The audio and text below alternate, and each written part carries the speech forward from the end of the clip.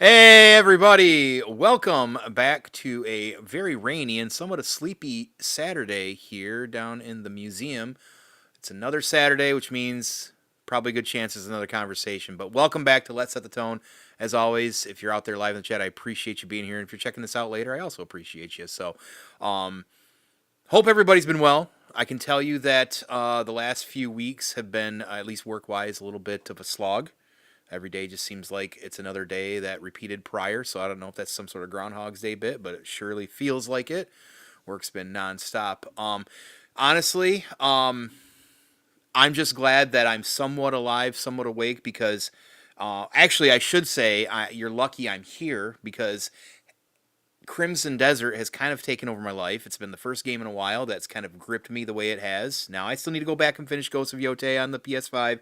That's another conversation, but Crimson Desert right now has its hook so deep in me that any chance I can throughout the week, I'm trying to play, even if it's for an hour, and that's been a long time a game has done that to me. So that's where I'm at. I can tell you, I was definitely playing it this morning, and I had to do some errands, and I was like, oh, I was watching the clock. I was running the clock for sure today, but I did make it on here clearly. So, but other than that, of course, it's Saturday, so that means it's also Savage Saturday. So if you have not had a chance yet, please over on Instagram check out all the Savages that post those photos for today. There was almost 20 of us again, back to back.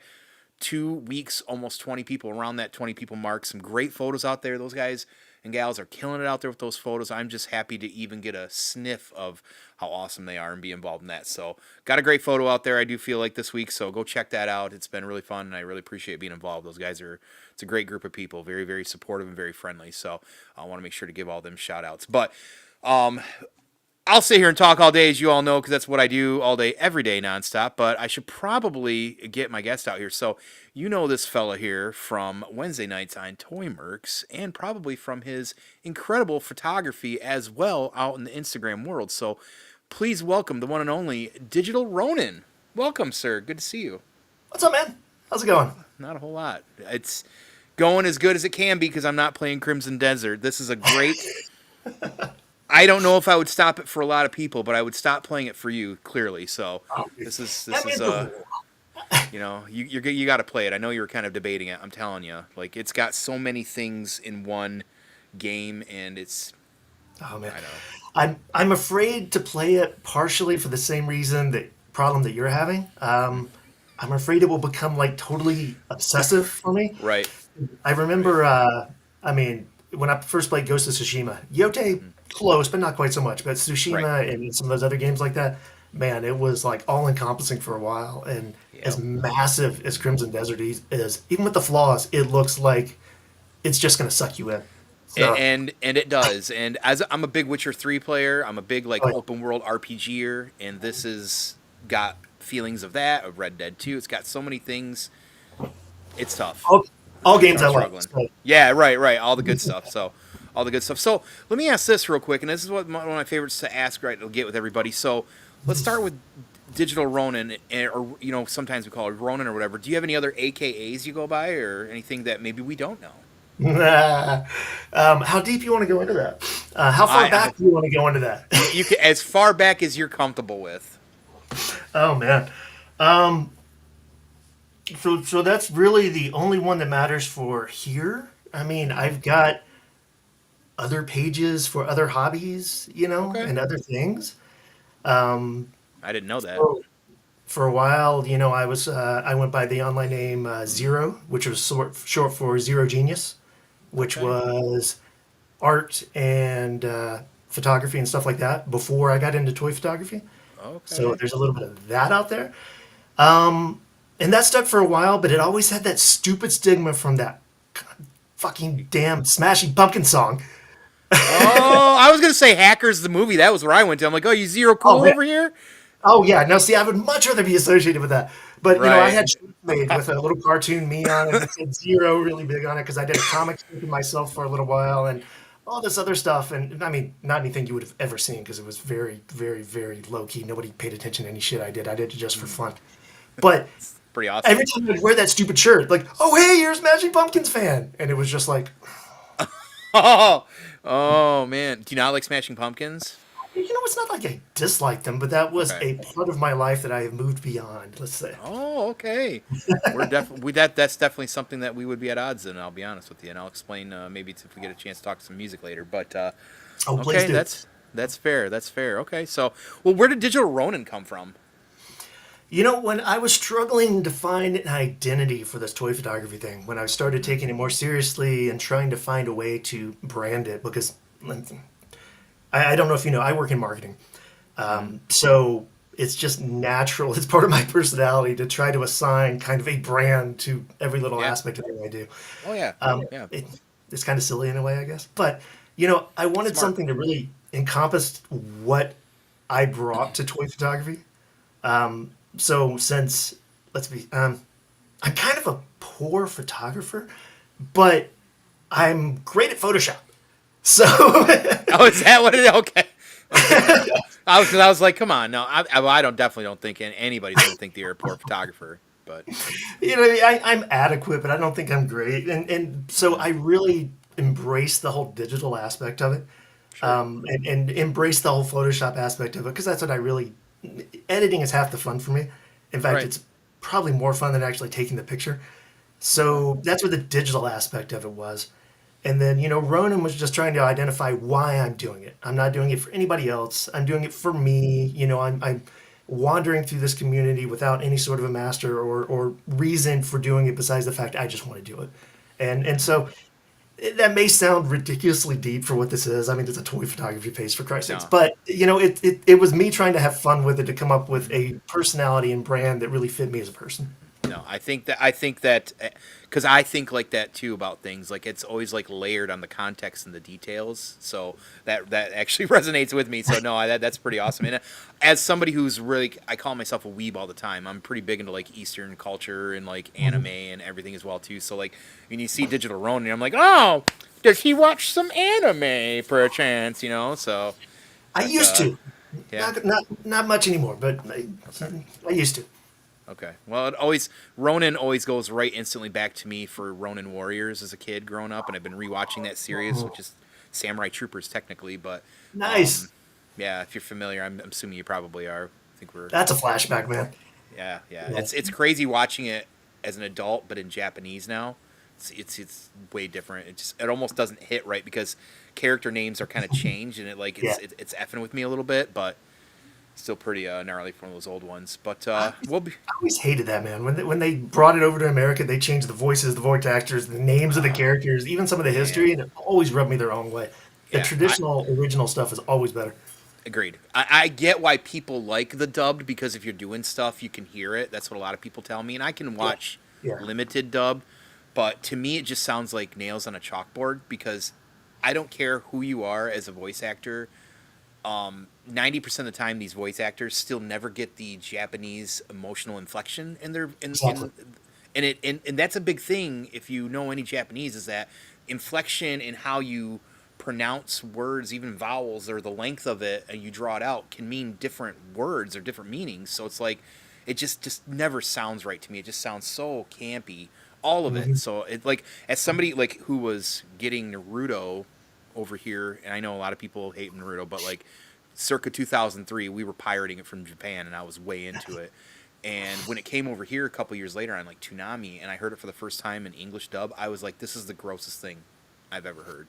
And then they did Well, that with Bleach, and I was like, "Oh my god, that's awful." I think the worst aspect of it, even worse than that for me, because of how serious culture took it, was Spirited Away. Oh shit! Spirited Away, and what was the other one? I'm a big Princess Mononoke fan personally. Princess Mononoke. So Princess Hmm Mononoke, the original Japanese cut with the original translations, mwah, chef's kiss, man, beautiful.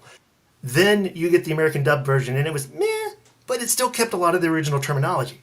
Yeah. And then you got the Neil Gaiman, which as much as I respect Neil Gaiman, he butchered that fucking translation. And then the whole Disneyfied aspect with name actors and people that people recognize. I appreciate the attention that it brought to the genre, Right. but it almost ruined the movie for me because it just did not hold a candle to the Yep. original translations and the actual content that the original movie had. That's exactly it, and that's what it does to me when I hear that stuff. So I can't. I just can't. I know, like I said, I get everybody has to do it and needs to do it or whatever, but Mhm. it's got to be in Japanese. And matter of fact, I play my if I've got a game that is got Japanese language and English dubs, I'll play that. I'll play the Oh, game interesting. like I play Ghost of Yote in full Japanese. I'll Oh, read the nice. subtitles. I can't like when I'm playing a game that seems very Eastern inspired. It Mhm. just doesn't. It just I can't connect dots with that. If that makes sense. So it throws me off, and it's I distracting as hell. see. I try, and I really do because I appreciate the authenticity of it. I really do. But for me, it's a little bit of a distraction because then I I start get it. trying to read it, Read and the then I words or start. not. Yeah, I know. It's definitely sometimes a balance. I get it. I get it. But Yeah, I just look at it like growing up, we didn't have that, right? We didn't have yeah. voice Mhm. acting. So we was reading Final Fantasy 7 and 6 anyway. So Mhm. whatever. Well, I do at least want to say hi to the chat here before we get too deep. We've already gone into an awesome conversation here, but this guy out here, comrade, welcome, dude. Good to see you, buddy. What's up, man? Appreciate you. How's it He going, did Tom? go into the wormhole. He did. He did. Of course, Webby. Good to see you, brother. Appreciate you.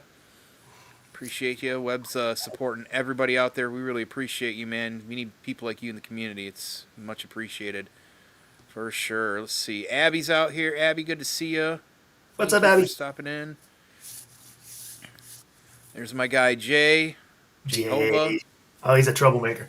Yes, he is. He follows really close to my circle of making trouble. Mudhorn, good to see you. Mahana, my What's up, friend. Ian? How's it going? Always a pleasure. All right, some good people, some just saying hi, a little back and forth, some fun. Brit's out here. She's at her concert. Why are you on the phone? Not at your concert. What are you doing? Dropped you off like an hour ago. That must Hybrid. not be any fun. Must not be any fun. Awesome. I never. Yeah, no, we don't behave ourselves out here. So, well, I think I just learned this week. But you're so I know you live more out west than me, but you're originally from Eastern Time Zone, aren't you? You lived out this way, Technically central. Um, Central. so I moved here from Nashville, Tennessee, and That's right. lived That is there Nashville. on and off most of my life, at least in that area. Okay. But I think I moved 11 times before graduating all over the Southeast. So I have been to a lot of places. Dang. So did you move? You moved around a lot. Was that just because of like the nature of what you were doing, or? Mostly, well, at first it was, family circumstances. If you're a kid, you can't Mm-hmm. do anything besides follow your parents around, right? That's And true. then, yeah, as a young adult, whatever you want to call it, lived in Kentucky and Georgia and Tennessee and 8,000 places in Tennessee. Even spent a few months in Florida for a little while. That was an Wow. adventure. Yeah, I can imagine. Okay. Okay. So what was young Ronan like? Were you good in school? Oh, dude, I was an asshole. Were you? Oh yeah. No, and I was horrible in school. I just can't pay attention being stuck in a classroom like that. So just Yeah. didn't go well, to be honest. And I sometimes have trouble keeping my mouth shut, and I probably treated my friends worse than people who didn't know me, even though I loved them to death and had the best of intentions. Yeah. So trying to learn as an adult and be more genuine and accepting has always been a challenge. Okay. Okay. Okay. More than you So wanted to do. no, never. So as far as school, like you said you just didn't wasn't your thing or whatever. Did you at least have a favorite subject to gravitate towards? Or you like, more maybe the arts or like the reading? Are you a math guy? Because math is awful, and anytime somebody says they like math, I think they might be an asshole. Math. No, my brain does not math well. Okay, good. That I, is mine. besides the obvious artistic stuff, because my major in college was studio art Right. with an emphasis on design. I took history, philosophy, and psychology. Oh, that's some good shit though. So I just threw a little bit of everything in there. Yeah. Okay. Okay. Did you always kind of have like a plan like where you wanted to kind of take maybe a career or Oh, dude, that is a slippery slope. well, welcome to So Let's Set the Tone. We like slippery slopes. well, this could open probably more. I know you want a conversation here, but this could open a lot more conversation than you probably intended to. I always had the intention of and wanted to be an artist. Probably comics and illustration. I have done some of that. Actually, done quite a bit of professional work, and it just is hard, because growing up, it was always something I did for me and for Hmm. fun and as a passion. And sometimes when you try to monetize those passions, it really blunts the emotional aspect of it and makes it harder to want to do. And so it really became a challenge for me. And when I was trying to transition to that career, I was in denial about it for a long time, but it really became difficult to try to balance that sense of self and doing it because I love it and trying to actually make money and make a living. Right. So I ended up being a graphic designer, which used a little bit of those skills Yeah. without draining me completely and emotionally. And then No. tried to do the art on the side because I wanted to. Right. Okay. Starving artist, right? That's kind of how that rolls. Exactly. Yeah. There's no You fun, know. dude. Yeah. You need to make some money somehow. Yeah. Totally. Okay. So you kind of mentioned you've bounced around a little bit in like comics and stuff like that. Is that something that as a kid you were did you read a lot of comics? Were you kind of into that like superhero stuff? Oh man, I completely from as far back as I can remember, man. I had the original run of Transformers G1 when it came out in comic form. I had all the old GI Joe comics. I had Spider Man, Punisher, Daredevil, some Batman. I mean, all that. I grew up on that stuff. I mean, Yeah. definitely. Jim Lee X Men, Silvestri, oh, dude, that is Hmm. still holds a special place in my heart. Jim the X And Men man. oh, dude, Damn. definitely. So that's like when blue and gold, right? Like the different teams and stuff too, right? Was that It during his it got era? into that. I think Yeah. Yeah. it's been a while since I've actually read up on those. I've been reading what's his name? I can't think of his name right now. Brain fart. But I've been reading a lot of old Daredevil lately, so I Oh, haven't gotten nice. back to the X Men yet. It'll happen eventually, but Right. not recently. Come around. Yeah. Yeah. Do you do digital reading, or do you like do still analog, or do you go back to old stuff? Or I'm a big trade paperback guy personally. Definitely. As an adult, I bought an iPad for two reasons. One, to draw with because Right. it's insanely easier than pen and paper, and two, to read comics on. And I Hmm. can't fucking do it, man. I It's can't. tough, isn't it? I've I tried love to. physical comics. Hmm. And like you, man, I love trade paperbacks. I don't buy a monthly book any at all right now because I just don't like waiting. My ADHD kicks in and I get distracted and I forget about it or whatever. And I would much rather read a story from start to finish and Hmm. enjoy the character arc rather than try to keep up with some of that stuff. Yeah. So I don't read a lot anymore. I just finished one of the Moon Knight omnibuses, one of the big giant fat ones about that thick. Yeah. Uh, I got a couple of those laying around here too. Yeah. Yeah. and like I said, I've been reading some old Daredevil lately. So That's cool. when I have time. Yeah. Yeah. Look who showed up to see you. Dead Yeah. Man, what's up, bro? What up, dude? What up? What up? Yeah, I gotta finish watching the replay from this morning. I was driving around when they went live. Have you been watching the Daredevil series on Disney Plus at all? Not season two yet. For the Okay, same same, reasons that I buy same. trade paperbacks, I'm waiting to binge it. I want to Yeah, see the whole thing from start to finish, cram it into a weekend, actually feel the characters instead of breaking it up over whatever how many that's fair. months. Yeah, I canceled my Disney Plus last year when everybody was saying cancel Disney Plus, so I gotta Mhm. wait and figure it out.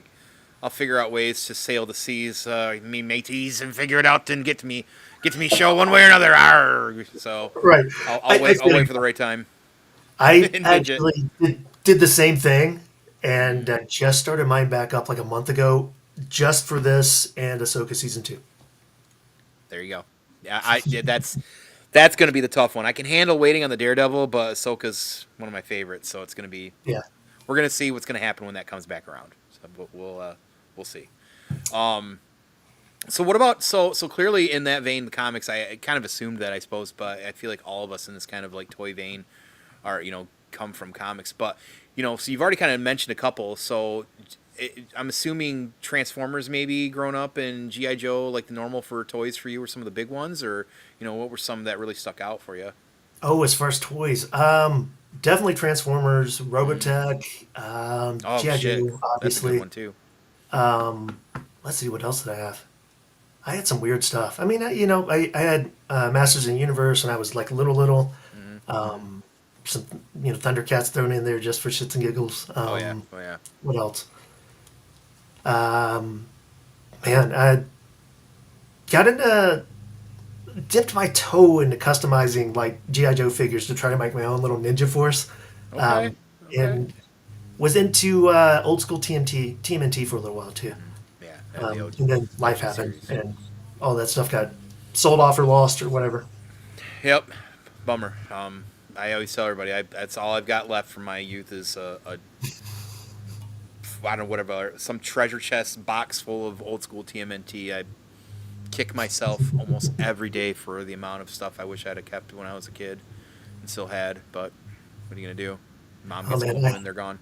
I had a Sometimes. whole I had a whole tote of like first wave McFarlane figs, and like some weird stuff like limited edition Hellboy stuff before they were actually action figures, and Jay and Mm, Silent Bob figures and all this stuff. Some Final Fantasy stuff and like limited edition JDM stuff I imported or got at cons, all that old stuff. and it disappeared. It was in storage and then it wasn't, and nobody can tell me where it went. I have no clue what happened to it. That's a And travesty. it's depressing. It was the stuff I was trying to save for the same reasons that you did, Yeah. Yeah. because I had Yeah. lost so much of the other stuff. But it Damn. happens. Okay. Yeah. I'm fortunate. I still have like Todd Toys stuff and everything, so I got some of those lines, some of that early stuff. But yeah, I would. Man, yeah, I wish I'd have been able to hang on a lot of that back then. But what were other things that you were into as a kid? Were you, a big cartoon watcher? And did you grow up rurally, or did you kind of, grow up in like a town setting, or We moved around enough. It was mostly kind of suburbs, okay, stereotypical suburby, close to rural, but not quite, small okay, townish. I did all the usual stuff that you expected. I mean, that stereotypical 80s childhood, your parents kick you out of the house, tell you to go roam. And so you got your bike, you got your right? friends, you went and explored, and you got into trouble, and you did stupid shit, and all that fun stuff. And um, I, you know, I was a weird kid, man. Yeah, Um, because I like to like write, I like to draw, I like to play video games, I like to um, read comics, I like to watch cartoons. I love an old anime, but I also played football and basketball and okay. stuff like that. So I was a weird kid. Yeah, you see, you kind of see. Okay, that's interesting because you kind of played both sides of that coin then too. Did you feel like back then, like in that sense, because all those things clearly were things that I was also doing a lot of that same sense too, but I wasn't clearly. I don't look like I'm athletic. Well, guess what? I wasn't athletic, so I didn't do a lot of athletic stuff. I did. I think everybody probably got in some form of martial art or something or whatever as a kid, right? That was about the closest I ever got. But like for you in those kind of settings, just thinking back to the people I know that had to kind of like hide that stuff, is that something you had to do? You couldn't wear your nerddoms on your sleeve back then? I was lucky enough to have friends that were for the most part accepting. They didn't always get it. Right, Um, right. but yeah, you're right, Dead Man. It's Hmm. if you were home too early, you got kicked out again. But if you were Yeah, out, you got in even more trouble. So right. you couldn't win. But yeah, because even as an adult, it's kind of weird because I've got friends that because I like cars too. Man, I love like driving on the track and modifying my car and doing fun stuff like that. But Okay. those people don't get the artsy photography, comic booky stuff. Right. And the farther into geekdom you get, the more blank stares and inquisitive looks. Right, right, right. It's just Especially like, what? right, right. Especially now as like a, middle-aged adult, like, I'm Yeah, 46, 46. My mom's asking, "What are you doing this weekend?" I'm shooting photography of toys. yeah, She's and it used to it goes. though, but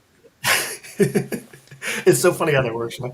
But yeah. but you start to really start appreciating the acceptance because they're never going to get it, and it's kind of sad. And it goes both ways. The geekier friends I've got never understood the car stuff or the athletics or any of that stuff either because Hmm. it wasn't what they were into. And that's the interesting thing about the whole ADHD thing is you just collect hobbies. Like most people Right. collect toys, and it's Yeah, yeah, yeah.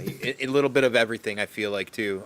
That was always kind of how it rolled with me. Like, I feel like even still now, like my fandoms and my nerddoms, like You know, somebody will mention something like, "Oh yeah, I've got this," or whatever. Like just a little bit of everything. Maybe I do have ADHD. Man, the more I think about it, the more I keep talking to people that say they got ADHD and they describe themselves, I'm like, shit, I may as well too. I think we all got a little autism, A little something. bit, So man. I think everybody. you I know, think it's just natural to if you're yeah, a genuine inquisitive person, you're naturally going hmm to expand your yeah, answers like that.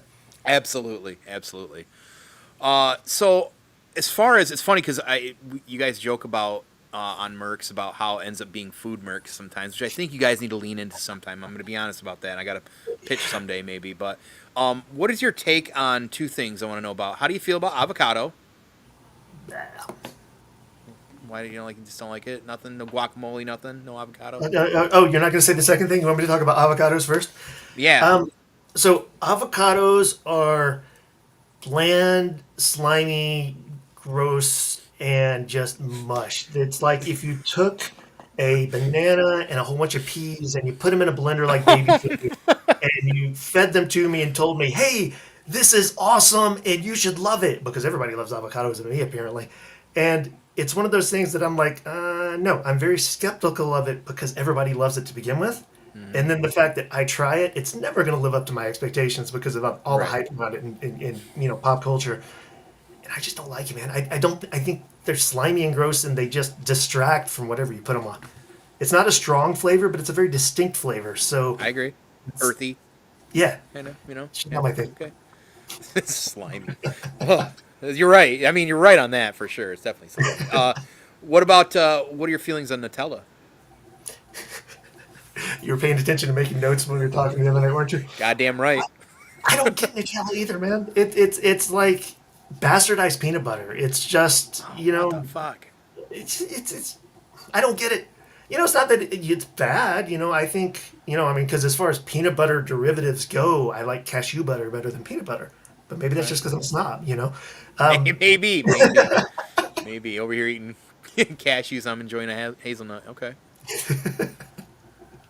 Okay. Fair enough. Fair enough. I think that you're crazy on both, but I appreciate you at least speaking on that a little bit. Of the two of them, I definitely think that Nutella is like the higher tier food. I think Nutella could be on just about fucking anything personally. But I also am a hazelnut super fan. Like I'm like my grandma. Like when I want my coffee, if I want any flavoring, which I normally drink black, I want maybe a little pump of hazelnut syrup or just hazelnut flavoring in my coffee, and then sit down and pet all 34 of my cats or something on the porch. So I can respect that, man. I mean, we all like what we like, right? that's true. Just because That's I don't like it does. I mean, right. I'm very vocal and opinionated, and I'll fucking You, tell you I don't like yeah, it. damn straight you will. But, Yeah, yeah, that's okay. I still yeah. respect you. I still respect you like something I don't like. That's what makes the world interesting, right? It is. It is. That's what they say. That's what they say. Unless you don't like Nutella, then it's really, I don't know, So something else. we're ending the stream now, apparently, Yeah, right? yeah. The line is the line is Nutella. Yeah, absolutely, absolutely. Oh, look at that. We can get some cheap viewers Ooh. at streamboo.com. God, I love Twitch and Mm, their inability to be able to take care of that shit. But man. I'm not gonna manage it. It can stay there. So if you guys need some cheap strippers or whatever they said, go ahead and hook it up. So you talked about sports a little bit. So what kind of sports did you get into?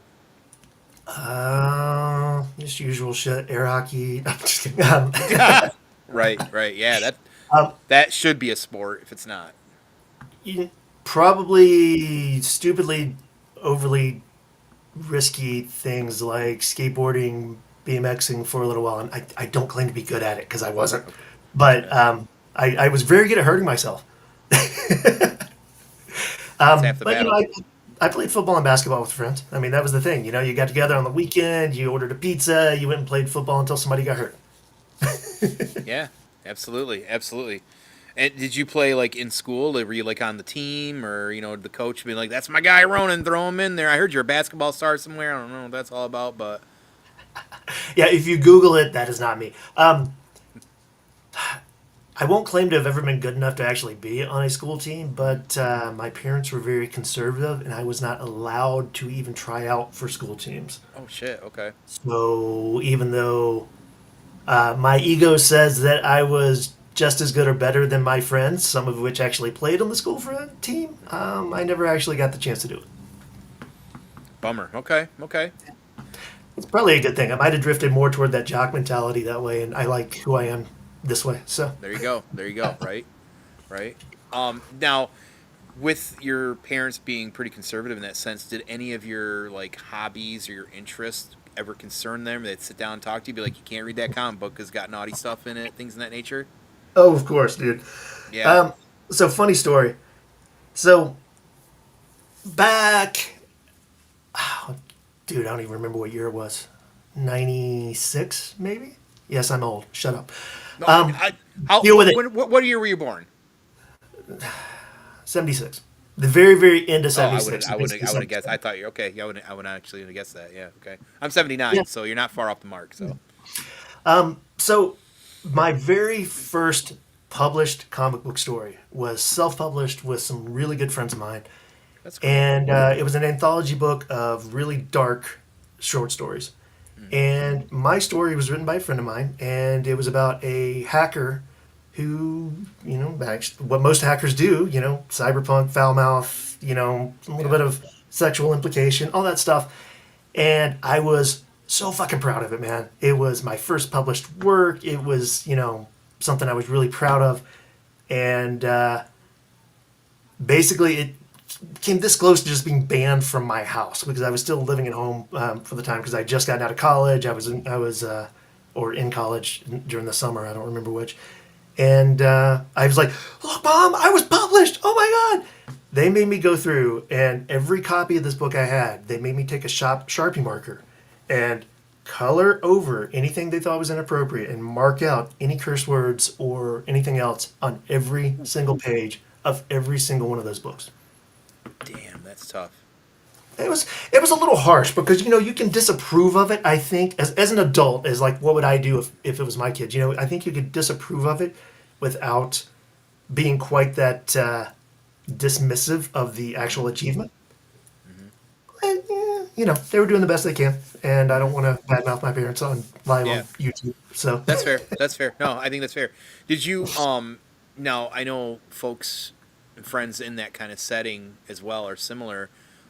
Did you rebel ever or were you still pretty much like, you're pretty much a good kid anyways, just cuz you were trying to respect the family or maybe that's just kind of who you were? depends on how which side of that fence you want to peer from, man. Because I don't think I ever rebelled. Mm-hmm. I was just trying to be me and have fun and go do what I wanted to do. I was not intentionally rebelling against anything. You ask Gotcha. my parents, I was a troublemaker and a troubled child. I Right, never, right, right, right. I stayed out too late and went to concerts and did all the shit that goes along with that. And I wasn't a bad kid. I wasn't deep into drugs, and I wasn't like hanging out with people who did, and I wasn't doing anything illegal. Well, Mm-hmm. most of the time I wasn't doing anything illegal, and it was just you're a kid. You're gonna do stupid shit. You're Yeah, trying to have fun. You're trying to test those boundaries and grow up. And right. it's I was never a rebel in the traditional sense. I don't think, even though my inner self says no, you were a rebel. You were Right. inspiring. You were, Right, all those right. things you want to be. But no, I was probably pretty boring and a good kid. A little bit of an asshole, but not too bad. Okay. Okay. Okay. Now you did mention, of course, music there, and I definitely knew that I wanted to talk a little bit of music with you because one of the things I've noticed is when you're doing your photography, there's a few of you out there I always notice instantly like certain music. I'm like, they're into some music that I think that I would mostly enjoy or kind of like. So, growing up for you, like, what was like kind of the music that you were kind of into? Were you a little bit of everything, or did you kind of like gravitate towards a couple specifics? That's a very interesting question. That's a cliche thing is for me to say, hey, let me think about that for a second and buy some time. That's Um, fine. That's fine. Go ahead and so think. music is one of those things that is always a conversation for me because Hmm. I think about it, I think differently than most people. And that Okay. is also going to sound like a cop out. But Mm-mm. I think most people, there are things that they liked as a kid that they still listen to, that they have fond memories for. Hmm. I've never been that kind of person. Okay. There's always been this segment, this built into this, which led into this. And I may still like this, but I don't actively go back and listen to stuff. So Right. different times in my life had different chapters of music that went along with it. Hmm. And there's certain things that I come back to, like what we've talked about, chatting through Instagram, like Fear Factory and some of that old school '90s stuff. Man, yes, definitely all day, every day. But there's certain things that didn't. Like growing up, you know, uh, pre high school, I was really into bad metal. Like Motley Crue and Megadeth and Metallica and all the cliche stuff that you would think of. And we listened to some weird stuff sometimes, like even the Beatles at the time. Some of that stuff was kind of fun. And the Beach Boys, of all things. I know, weird combination, right? Brent's a big Beach Boys fan, so that actually resonates around here. But yeah, the I don't not a Beatles guy, but yeah. Anyways, continue. Yeah. And that led into the high school years, which led into grunge, which led into industrial, which led into industrial metal, which led Oh, into yeah. I listened to a lot of like death metal in college. I mean, like full on Obituary, Napalm Death, Nail Bomb, like Damn. Okay. Some names I haven't even thought of just in a minute. Yeah. heavy stuff. Yeah. So it was fun stuff. And yeah, Dead Man's commenting on my dismissal of Metallica and Megadeth and all the good stuff. Don't get him started again. I know, right? um, and then that led into Pitch Shifter and Fear Factory and Ministry. Oh, dude, Hmm. good Ministry is good shit. Still to Good this shit. day, that's one of the few bands that I'll still go back into and just really immerse myself in. Um, then there was I had an emo phase, just like everybody else. I had a rave phase, back in the late 2000s when that whole industrial house shit and drum and bass and all that stuff. I mean, Hmm. New metal some or of this was whatever. fun. Yeah, so that was fun. And believe it or not, I even had a jazz phase. I Oh, mean, not that. I'll be Yeah. honest, dude. I love me some Thelonious Monk, some Coltrane, some of that stuff. Yeah. If you're just Yeah. trying to zone out and draw and just Hmm. spend time in your own head, that stuff. Yes. I agree. I agree. I like to get down on some BB King from here and there. Things that nature, just to listen, just to kind of vibe. You know what I mean? Yeah. The music has got the chat lit up right now. I'm trying to follow everybody out here. I don't know if you're seeing some of these stuff. Obituary causes crimes. I wasn't talking bad Yeah. about famine. I wasn't talking bad about Beach Boys. I definitely don't want Stamos after me, but it's big in this home. So I actually like the Beach Boys. It was the Beatles. I don't really. Yeah. Yeah, Ministry. We got yeah, just kind of catching up to everybody out here. So Oh yeah. good stuff. Uncle Al has gotten a little predictable in his old age, I think, but every now and then they still put out a good song. Right on. Okay. Okay. Now we've talked. I know, like you said, Fear Factory and stuff like that. Like I was a big Nine Inch Nails person as a Oh yeah. kid, and I always talk about how they were very honestly that kind of era of that early mid '90s from grunge into like the industrial metal and some of that type of very like odd. I don't know. There's such a mix of so many genres going on at that time. It was like I feel like depending on the day could also kind of equate to my either mood or how I just Mhm. whatever that looks like, right? Nine Inch Nails, I call. There's two bands I always say were with three. Technically three. There was three bands growing up for me that I still call that was my emo phase. It was Smashing Pumpkins, Nine Inch Nails, and kind of Nirvana, and I guess kind of also Marilyn Manson. So I probably have to say four. Like that was a lot of like my mains at that time, and I love the grunge stuff or like I don't know even Stone Temple Pilots if they're even technically grunge. I know Alice in Chains kind of is. I don't get too into the weeds on the subgenres. It's tough sometimes, but from that era, I mean, is Nine Inch Nails somebody you still like to listen to, or will go back, or is that one of the bands where you're like, that was kind of a timepiece for me, and I don't really dive You, into that as much. Nine Inch Nails is one of the ones that I still listen to. I mean, I really do still listen to a lot of Nine Inch Nails. Hey Zilla, What up, dude? the a lot of those things from that era, from what I consider my emo era, um, well, actually pre-emo era because it wasn't really emo back then. Hmm. You know, Smashing Pumpkins. This will make you laugh, and I'm going to say it anyway. Like Belly, Screaming Trees. Yeah. I mean, Mazzy Star. Hmm. A lot of that early alternative kind of touchy Yeah. feely stuff and all that. It all resonated with me. But Hmm. Going back to something I said a minute ago about how, music really is like chapters my life in a way that I don't think most people feel about.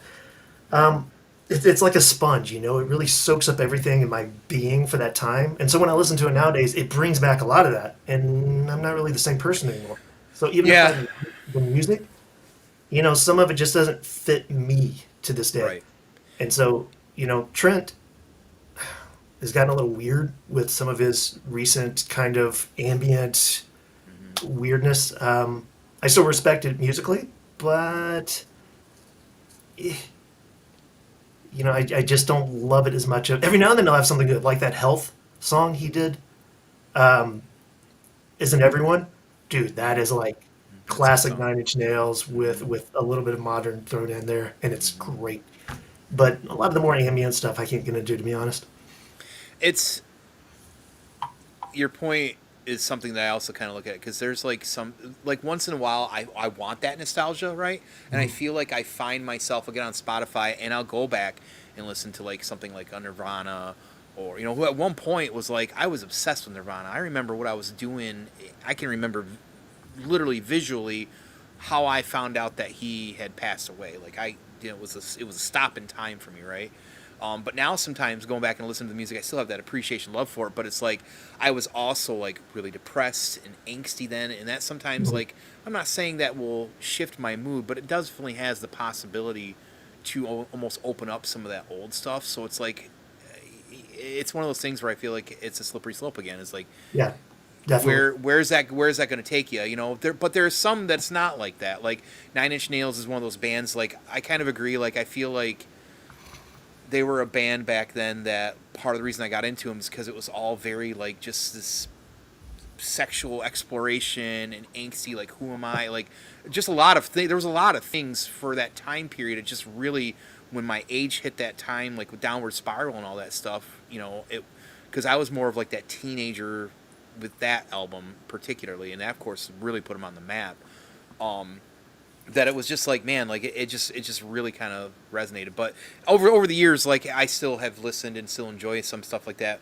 Manson sometimes is hit or miss for me too, and I know Marilyn Manson's not everybody's cup of tea, but that was another just kind of like very like it was making That me think bigger, I felt like.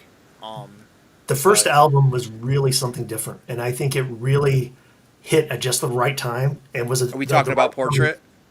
Yeah, I mean, and Yeah. just just the right combination of a lot of things. Yes. Um, but then he started opening his mouth and writing stupid ass fucking books, and it really killed. It really showed his true character, which really killed the band for me.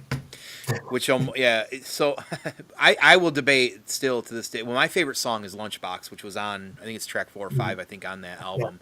That is my favorite, and I still debate. I think that is probably still one of the best albums of Marilyn Manson. I think that yeah, that was just, definitely. it was raw. It's like how a lot of people look at Nirvana with Bleach. Honestly, Bleach was like so much more just kind of raw for them compared to some of the other stuff. But Lithium, and man. Lithium's the best Nirvana yeah, song. lithium. I feel like that's the song you're thinking. That song, right? Right, it's that Yeah, album. that's the song. That song. I was gonna say, Lounge Act is my favorite off the Blue album. What was I gonna say about Incestus? You brought up Incesticide the other day, and I feel like that's a very underrated album because it Mhm. never had a ton of songs that just like blew up or were maybe on the radio or whatever. And I would debate that that's probably one of their best albums too, Yeah, hands agreed. down. You The know, good stuff on that album is still good. so good. Yep, yep, yep. And it was so much more obscure. It was just different. So, Mhm. um, but I know you joked around about Pumpkins earlier too. That was, I always talk about that pretty openly around here too. Like that was another emo band for me. Like Billy Corgan at this point, like especially this fucking interview he did with Courtney Love this week. He's starting to get, he's always kind of had like a minor god complex, I feel like. Um, and some of the stuff he said this week was just kind of him and her were just kind of going back and forth, and it was kind of off-putting in a way. So I'm just like, ugh, it's getting If crazy. you But took Aleister Crowley's ego with Nosferatu's fucking aesthetics, you definitely could. right, right, and now owning a wrestling company. So, Yeah. um, But anyways, no, I had a feeling that music was probably something that was a little bit of a deeper cut for you as well too. I mean, you used Power Man 5000 recently, and that's Oh, I know that's Dead Man always fun. hates that, but I love Power Man. It's one of my all-time favorite new metal bands. I've seen them 8 times. I will Oh continue to man, if I could. Yeah, yeah, I I'm a missed him super live. fan, I've never seen him live. I missed him at Lollapalooza one year, and I really regret that because I got there dude. late. And They're I so would love to gnarly. see them. Even their newer stuff is another band that's just kind of hit and miss for me. But that whole V is for Vampire era, I think got really good again for a while, Hmm. and I just wish they could land on the good and stick to it instead of getting Right. kind of weird and Uh, retro at times. But I he's gonna do what he wants to do. I actually love pretty much all their music. I love the new stuff. Like I don't know. That for me, it's like there's just something different about it. It's not Mhm. huge. It's not a success, right? But if you're a fan, you know, kind of thing. And like it's I don't know. I'm Yeah, big into. what do I you honestly think that their best album potentially is what is it think? Radio? the no, the replicants replay like it's the one. It's an entire Cover cover album. album. The Yeah, cover some of album it's like really fun. Yeah, I they're agree. really fucking. Electric Avenue is my favorite song on there. Like it's so fucking good. Like I listen to it all the time. I Yeah, love that version of that. we've completely alienated the chat at this point. Yeah, But yeah, yeah. There's two people like okay, so we will move on anyways. wait. Music. Before you get too far away from this, and this is a little bit Yeah, of a move on, but have you seen his movie?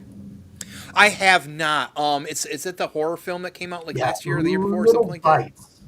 Yeah, It is yeah, fascinating and really well done, yeah. but I think the ending tries to be, without giving anything away, no spoilers, but I think the ending tries to be a little too existential and kind of forgets everything that had built up until that point, and kind of rips off another movie, which I won't tell you because then it'll give away some of the ending because I don't want to do that. Fair enough. But it's worth watching. It's actually fun.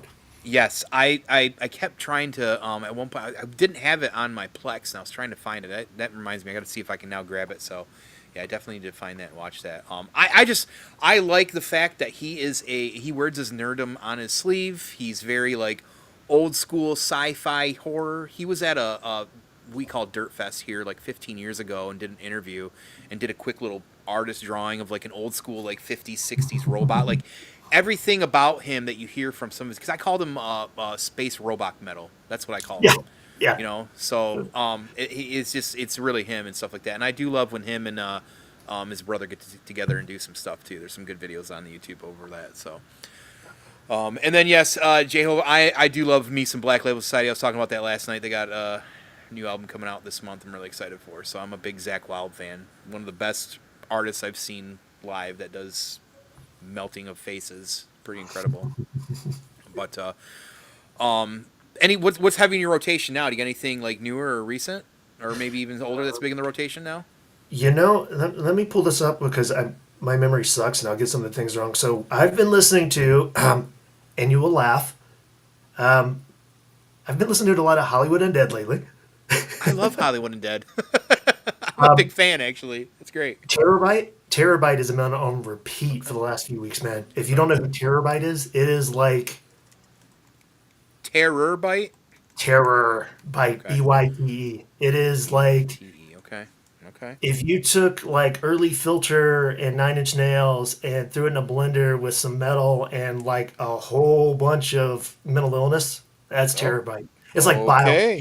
Did you ever like Bile? Yeah. Yep. Oh, Oh dude, yeah. it's like a more Okay. palpable version of Bile because Bile got a little too far, I think, in some directions sometimes. Yeah. Um, It almost doesn't sound like. Yeah. Yeah. yeah, Yeah. Terabyte is just mainstream enough that it's good. I mean, like Okay. actually good. I've been listening to a little bit of Norma Jean. I mean, we were talking about that with Rad the other night. Yeah. So Norma Uh, Jean. Oh hell, like, I haven't thought of that in so long. God damn. Saw them Head live. PE. They just had a new album come out. It's actually really good. It's one of my favorite ones. Really? Okay. Did you say Head PE? Head PE, dude. I, Love me some Head PE. oh, me too. Some of the stupidest fucking lyrics you could ever write, but dude, it's so fucking catchy. Dude, you know who they tour with sometimes, and that's why I've seen them a couple times. Who's that? Power Man 5000. Hmm.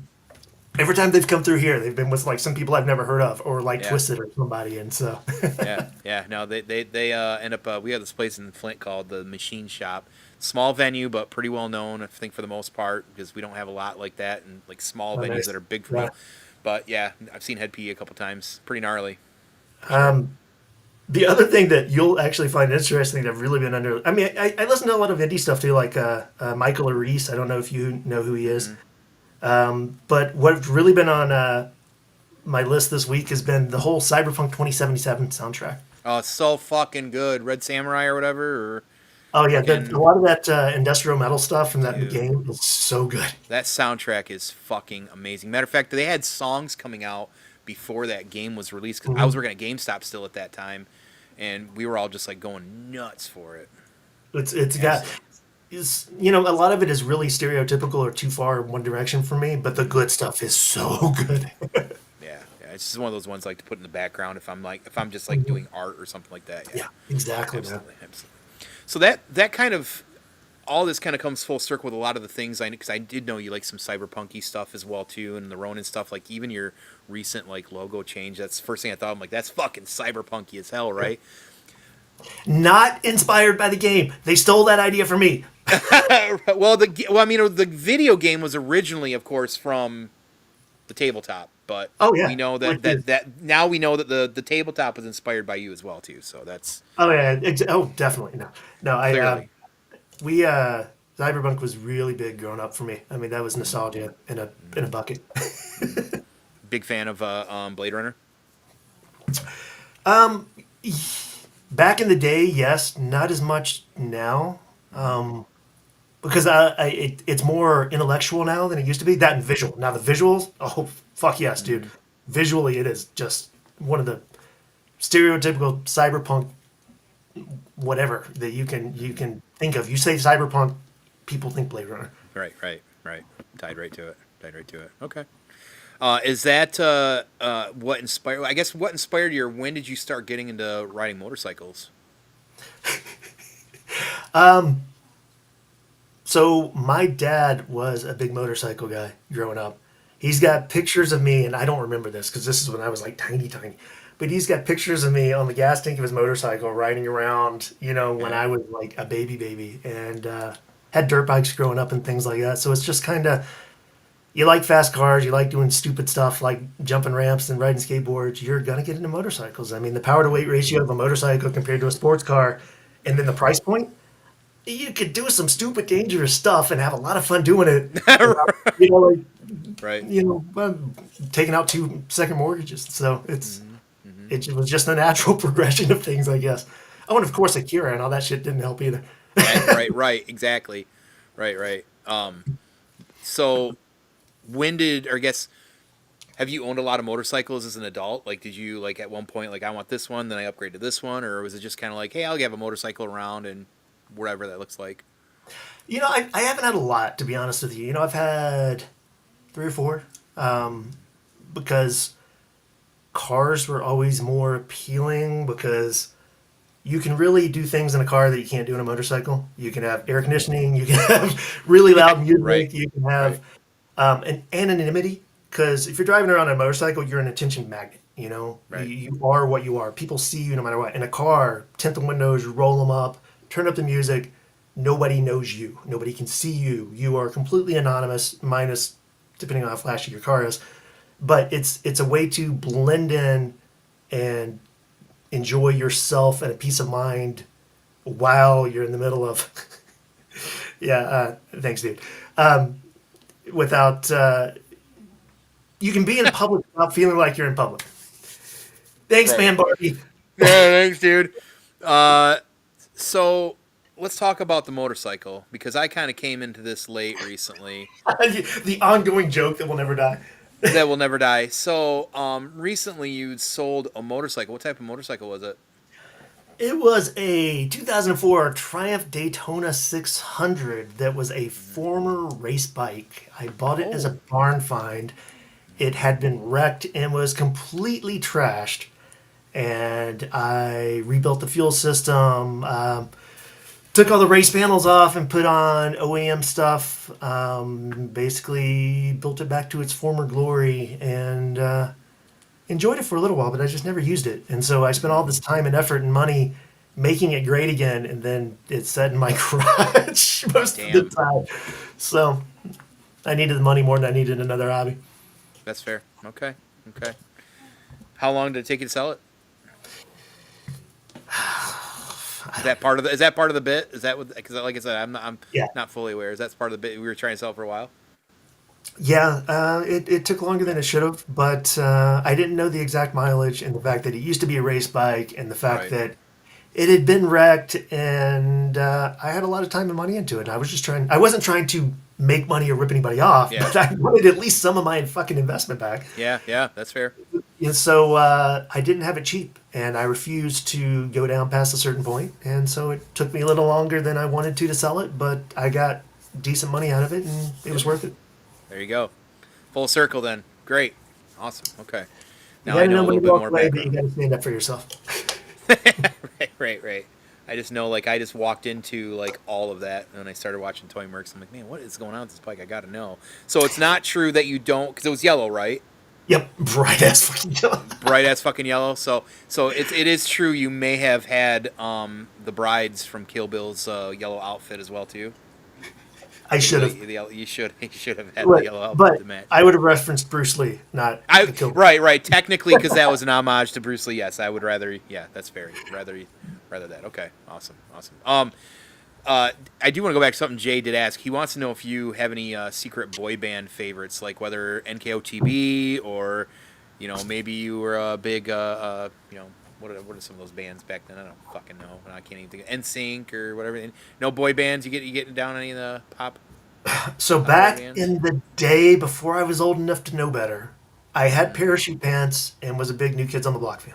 Okay, I, I, I can admit it. I'm an adult. You have to look back on this stuff and laugh.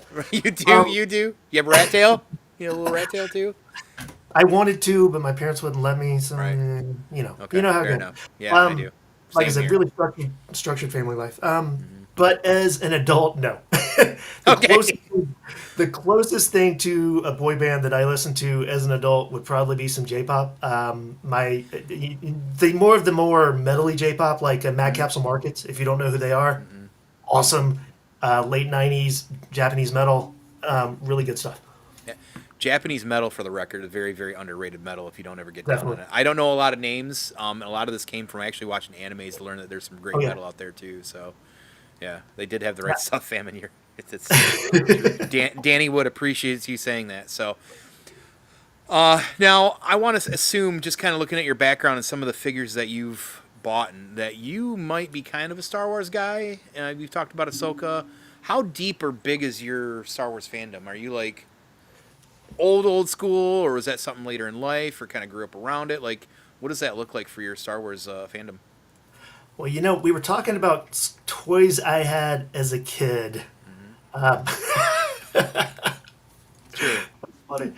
Um, but how many of those guys are still around? What's that? The Backstreet Boys. I don't know. Um, Apparently, he's been hitting on him. That's what I just read. Something about I'd still but fuck him.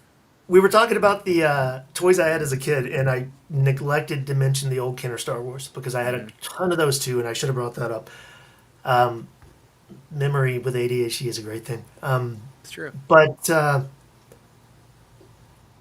a kid, obviously, great thing. I had the storybooks, I had the records, the story records, if you can imagine that shit, the choose your own adventure stuff, Mm, the Kinder toys. Loved the original trilogy. I saw one of my earliest memories was seeing Empire Strikes Back in the theater and crying when Luke had his hand cut off. oh It's shit! one of the Traumatic. traumatic Yeah. memories. I was Uh, I was probably too young to watch that movie because that was what 78, 79. I don't even remember. Um, and 80. then Yeah. What was that? 70. Was it 79? late 70s, yeah. 90, So I was 81 or probably something. like what 3. Mm-hmm. And then not Empire Strikes Back. Return of the Jedi like shaped my childhood. I was gonna be a Jedi when I grew up for a little while. That was So that was the path. Okay. that was the way. To bring it back to something more modern. And then you just kind of forget about it for a while because you move on to other things. Not a lot of new Yeah. stuff was coming out. Every occasionally a comic book from Dark Horse or some of the literature, some of the books would grab my attention, but it never stuck. And Hmm. then with the prequelogy, whatever you want to call it, the prequels came out. They were hyped up. We were in line with our plastic lightsabers, to go see that stuff in costume. Well, I wasn't in costume, but other people I was with were in costume. And it was just like, this isn't bad. I appreciate the lore, but it just doesn't have that magic that the first three movies had. Hmm. That. And then the last three movies came out, and it went even farther down that slope. And I could really kick J.J. Abrams in the nuts if I ever fucking see him in real life. Because it's not that they were bad movies; they really weren't. But the disrespect to my childhood heroes and the way they treated the classic characters, they just didn't get the franchise. And I will rant on this for fucking days. I will die on this hill. I will admit they were kind of fun. If you ignored everything that came before it, they weren't bad movies. A little predictable. I called the whole fucking Ray thing the first 15 minutes of the first fucking movie. But they just didn't. They didn't grab me. Even some of the fun characters, they were just kind of cliche. The Hmm. Mandalorian is when I really got sucked back in. Hmm. I think a lot of people did. Um, and it wasn't because he was Mandalorian, because I know like Dead Man just loves anything Mandalorian, and I get it. Back in the day, Same. that was the mystery. That was the Same. the like subsect of underground Star Wars characters that you didn't know a lot about that you really Right. got into because you could really create your own lore for it. But the whole like lone wolf and cub aspect, to throw it back to anime and manga, of the Mandalorian just sucked me in immediately, and I've been hooked on that side of it ever since. Some of the other stuff, yeah, it's been hit and miss. Ahsoka was good. Rogue One was a little disappointing. Some of the other shows have been. Whoa, whoa! I've never heard that before. Woo, You knew woo! A how lot it of was stuff you gonna resonated, but that's the first time I may have heard that one. Continue. end. You knew how it was going to end, and it wasn't going to end good. Oh, okay, that's fair. I mean, but sometimes it's the journey, man. Sometimes it's that journey, you It know. was a good story, but I really wish it would have been a little less finite, for lack of a better way to put it. Man, it was because they call like now with 2 seasons of Andor with Rogue One, they're saying that is they can now there's a secret people or they're calling The that a sequel secret trilogy. trilogy. Yeah. Yeah, which I am a fan of and of course love anything of that. I really appreciated Andor. I mean, it wasn't Oh quite God, I the loved it. action adventure that I traditionally associate with Star Wars, but I That's why think it's so good. exactly. No, it was a different aspect of Hmm. the same core values. And so, yeah, I Yeah. really enjoyed it. I really appreciated it. Hmm. I think So, yeah, if you couldn't tell, I still have a Star Wars right, soft. right. I quite obvious, right? Yeah, I know everybody loves when seeing those and when the colors change and stuff like that too. But I feel like one of the good things that I've got a lot of opinions on Disney Star Wars, and everybody that's on here that talks Star Wars, everybody out in the chat, some of these people have heard this, but I do feel like that one of the nice things that you could do is that tell different stories of different perspectives in that galaxy, and some can be high adventure like the normal trilogy, right, with the Skywalker family, but then you just get to that nitty gritty kind of shadowy seedy kind of like whether it's Solo with a mix of like all things, or then you get down to the Andors where it's like low level everybody that just doesn't understand that there's a greater thing above you that's going on, right? And I think those perspectives add all to really all of Star Wars, which is nice. But the problem is sometimes you get these knuckleheads in here who want to kind of take the reins and like almost like I feel like it's another one of those things where I'm not saying you got to paint by numbers, but there's certain things that should be kind of like these things you don't do, these things you don't do, these things you don't do. Have fun, right? Like make sure to kind of like it's got to be somewhat coherent too. Have a plan, I guess. But the sequel trilogies, I'm pretty much. I mean, everybody has heard me can pretty much go off on that. I do want to bring up Mudhorn here because I know Yeah. he's got that I should never do a Let's Set Tone. I am fairly sure 90% of people. No, I think that's a good reason that I do. Mudhorn, I do want to get you on Horn because on Horn, I want to get you on Horn. I want to get you on here because I know he likes the sequel trilogies a lot, and he's a pretty big defender of them. So I want to get that back and forth, and that I want to hear that. I want to hear that reason for him. So, but I can't. I just can't do them. Yeah. You know, I just can't. I just story wise, I just don't think they're written good at all, and I think they're. I think that to your point, they're a different aspect of the lore, and Mm-hmm. they just didn't appeal to the same kind of people. Right. Mm-hmm. And they were meant to be more mainstream. They were meant to be a little more palpable. They weren't quite as hardcore. Well, in some ways, they were more hardcore sci-fi, but in a lot of ways, they were more storytelling. They were more fantasy, and more political, which I think turned a lot of people off. And it, it has its place. I don't hate them. I love some of the characters. The old Obi-Wan Yeah. Kenobi and some of that stuff. I mean, I thought Mm-hmm. was great. That poor kid couldn't act, and bless Yeah. his heart or whatever you want to say. It's an unfortunate aspect that the him and Jar Jar painful, but it Yep. is what it is. Mm-hmm. My biggest problem with modern Star Wars, in one word, Disney. They're so afraid to take chances. They're so afraid of alienating their audience that they play it super safe or stick to such cliches Mm-hmm. that they're afraid to do anything original. I Mm-hmm. mean, like even Skeleton Crew, which I don't know if you watched. I loved Skeleton Crew. It felt more like old Star Wars to me Yes, than a lot of the other modern shit that they put out. exactly. It was so much fun. It was a little Mm-hmm. silly and a little like 80s Yeah. Goonies ripoff, but that was the point, to bring back that magic of those childhood movies. So, yeah, definitely. That's what I was saying. And but it was fun in a way that a lot of Star Wars just aren't anymore. And Yeah. the Mandalorian touches on some of that without fully embracing it, and I appreciate Mm-hmm. that. Um, Mm-hmm.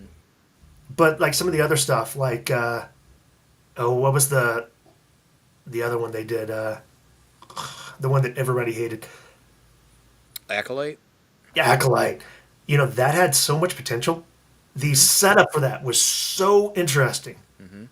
and they botched it so badly that even though I like some of what they were doing, and I'm really curious to see where they went to the story, I'd watch it. I'll be honest, but it was just so cliche, for lack of a better word. Well, the problem I had with Acolyte, unlike there's a group of toxic people that had a problem with it. I ignore them because that's not the Oh, real issue with fuck I those don't guys. I don't care about the crybabies when it comes to that. My problem was it was not a good story. Like it Exactly. was there was a lot of awesome dumb like the Jedi were dumb like to the point like these are supposed to be like these great beings and protectors of the galaxy and they were Mhm. just doing stupid like plot hole shit like it just the It story was was awful that's how I looked at that one. I so feel like lazy. The writing was yeah, so. it was awful, and I feel like the biggest piece is for Star Wars for me that still for the most part like the best of Star Wars is an animation. I think Rebels is the best example of what Star Wars should be and always will be to me. It had the most heart for me. Clone Wars is great as well. I get it from like a expanded storytelling standpoint to make 2 and 3 more coherent. I think in some of the Bad Batch. characters. Bad Batch. The second season, really in the middle of it, was a dead weight. It was a lot of waste of time, but like it did end up sticking the landing. The first and third seasons really did a great job. That Mhm. ending in the first season where they're back in Camino, holy shit! Like Mhm. that was pretty incredible as well. But I just feel like I know Mudhorn says here's what I'll say to you on this Mudhorn, and we'll move on because I think me and Ronan, just like anybody else that likes Star Wars, will talk about this. He says Right. this. He says that I had some of the here's why I don't agree with that because and this is why and I think that's a fair point because there's a lot of toxic shitty fans out there that aren't going to like no matter what you put in front of them Mhm. but when you get to a primal piece of it to a very bottom line of it and I'm not saying the original trilogies were perfect either don't get me wrong but it comes down to like the story being good like is the story good are the characters relatable the problem is with the sequels mostly because that's what really fractured the fans was that they shit on the old guard. They should have done what Game of Thrones does, which is pass it on. You don't have to kill the old to start the new. You can have the old usher the new, and I think that's better storytelling for one. Mhm. But I think more importantly, with those movies, is that we all know now that when Disney got that property, when they wanted to put out movies, because they look at it as a product. That's the problem number one. Is that, and I will always say this, and we know this is true. This is the guys in the writing room said, "Hey, we got this now. Let's sit down and talk about this trilogy and write it out and everything." And Disney said, "No, we need to get a movie out." And that's evident because you had to bring back in a director from the first one who said he wasn't going to retcon the second one and then retcon the second one. and turn it into a fucking Goonies movie because they couldn't come together and just write a damn good story and put out something good that may not have fractured everybody. So, full circle, what I'm saying is you have to be able to criticize and critique the things you like because then when you are trying to do that with the things you don't like, I'm not going to really listen to you. That's the way I look at that. You have to be able to be critical of the things you enjoy too. Nothing's perfect, right? There's always going to be good and bad. There's always going to be the stuff, and that's just the way I look at it. I'm not saying that you're wrong necessarily because I think there's a lot of awful fans out there, but there's some of us out there that just love the product so much and just wanted something that was good, relatable, and made us feel that feeling like we did in the past. And even though the prequels were hit or miss, they're not near as bad as the sequel trilogy did once Disney got hold of what they did and what they've done with some of that franchise. That's the way I look at that. Yep. So I think there's some truth to what you're saying, but I also think there's also a larger piece involved too. I'm on board with that. Yeah, definitely. So that'll welcome back to Ronan's Let's Set the Tone that I just took over. So we're going to because we all can honestly just talk Star Wars all day, and I feel like we all are that. So he says my response was literal my issues. Fair enough. I know, and I'm not attacking you. I don't want you to think that. All I'm saying with is that while I do agree with you, I think that it is fair that that folks that don't like the way things have been going, there's some understanding that I have for that because I feel some of that too. But there are some great stuff that they've done as well. I just think that with the Mandalorian going to a movie with Mando and Grogu coming out, it just feels I don't. they've diverted from what made that good. It's a cash cow. That's all it is, and it's really That's what it disappointing feels like because to me, instead of too. continuing the story, they're putting it in a bigger audience intentionally to make money off it. That's all it is.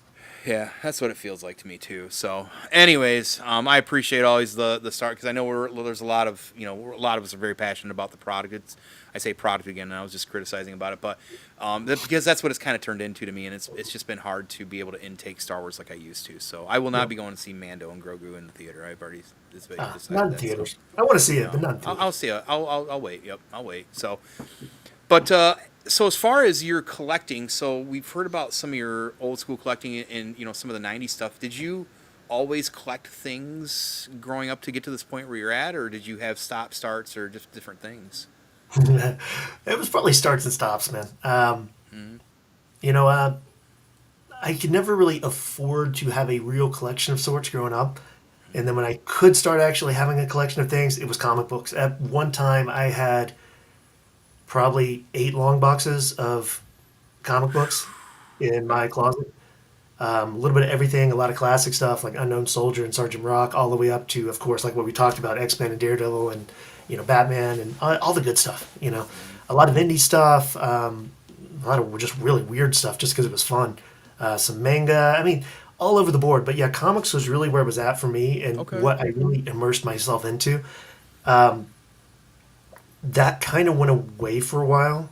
And it didn't really ever become a collection again. Even now, I buy graphic novels I want to read, but I don't collect to collect, if that makes sense.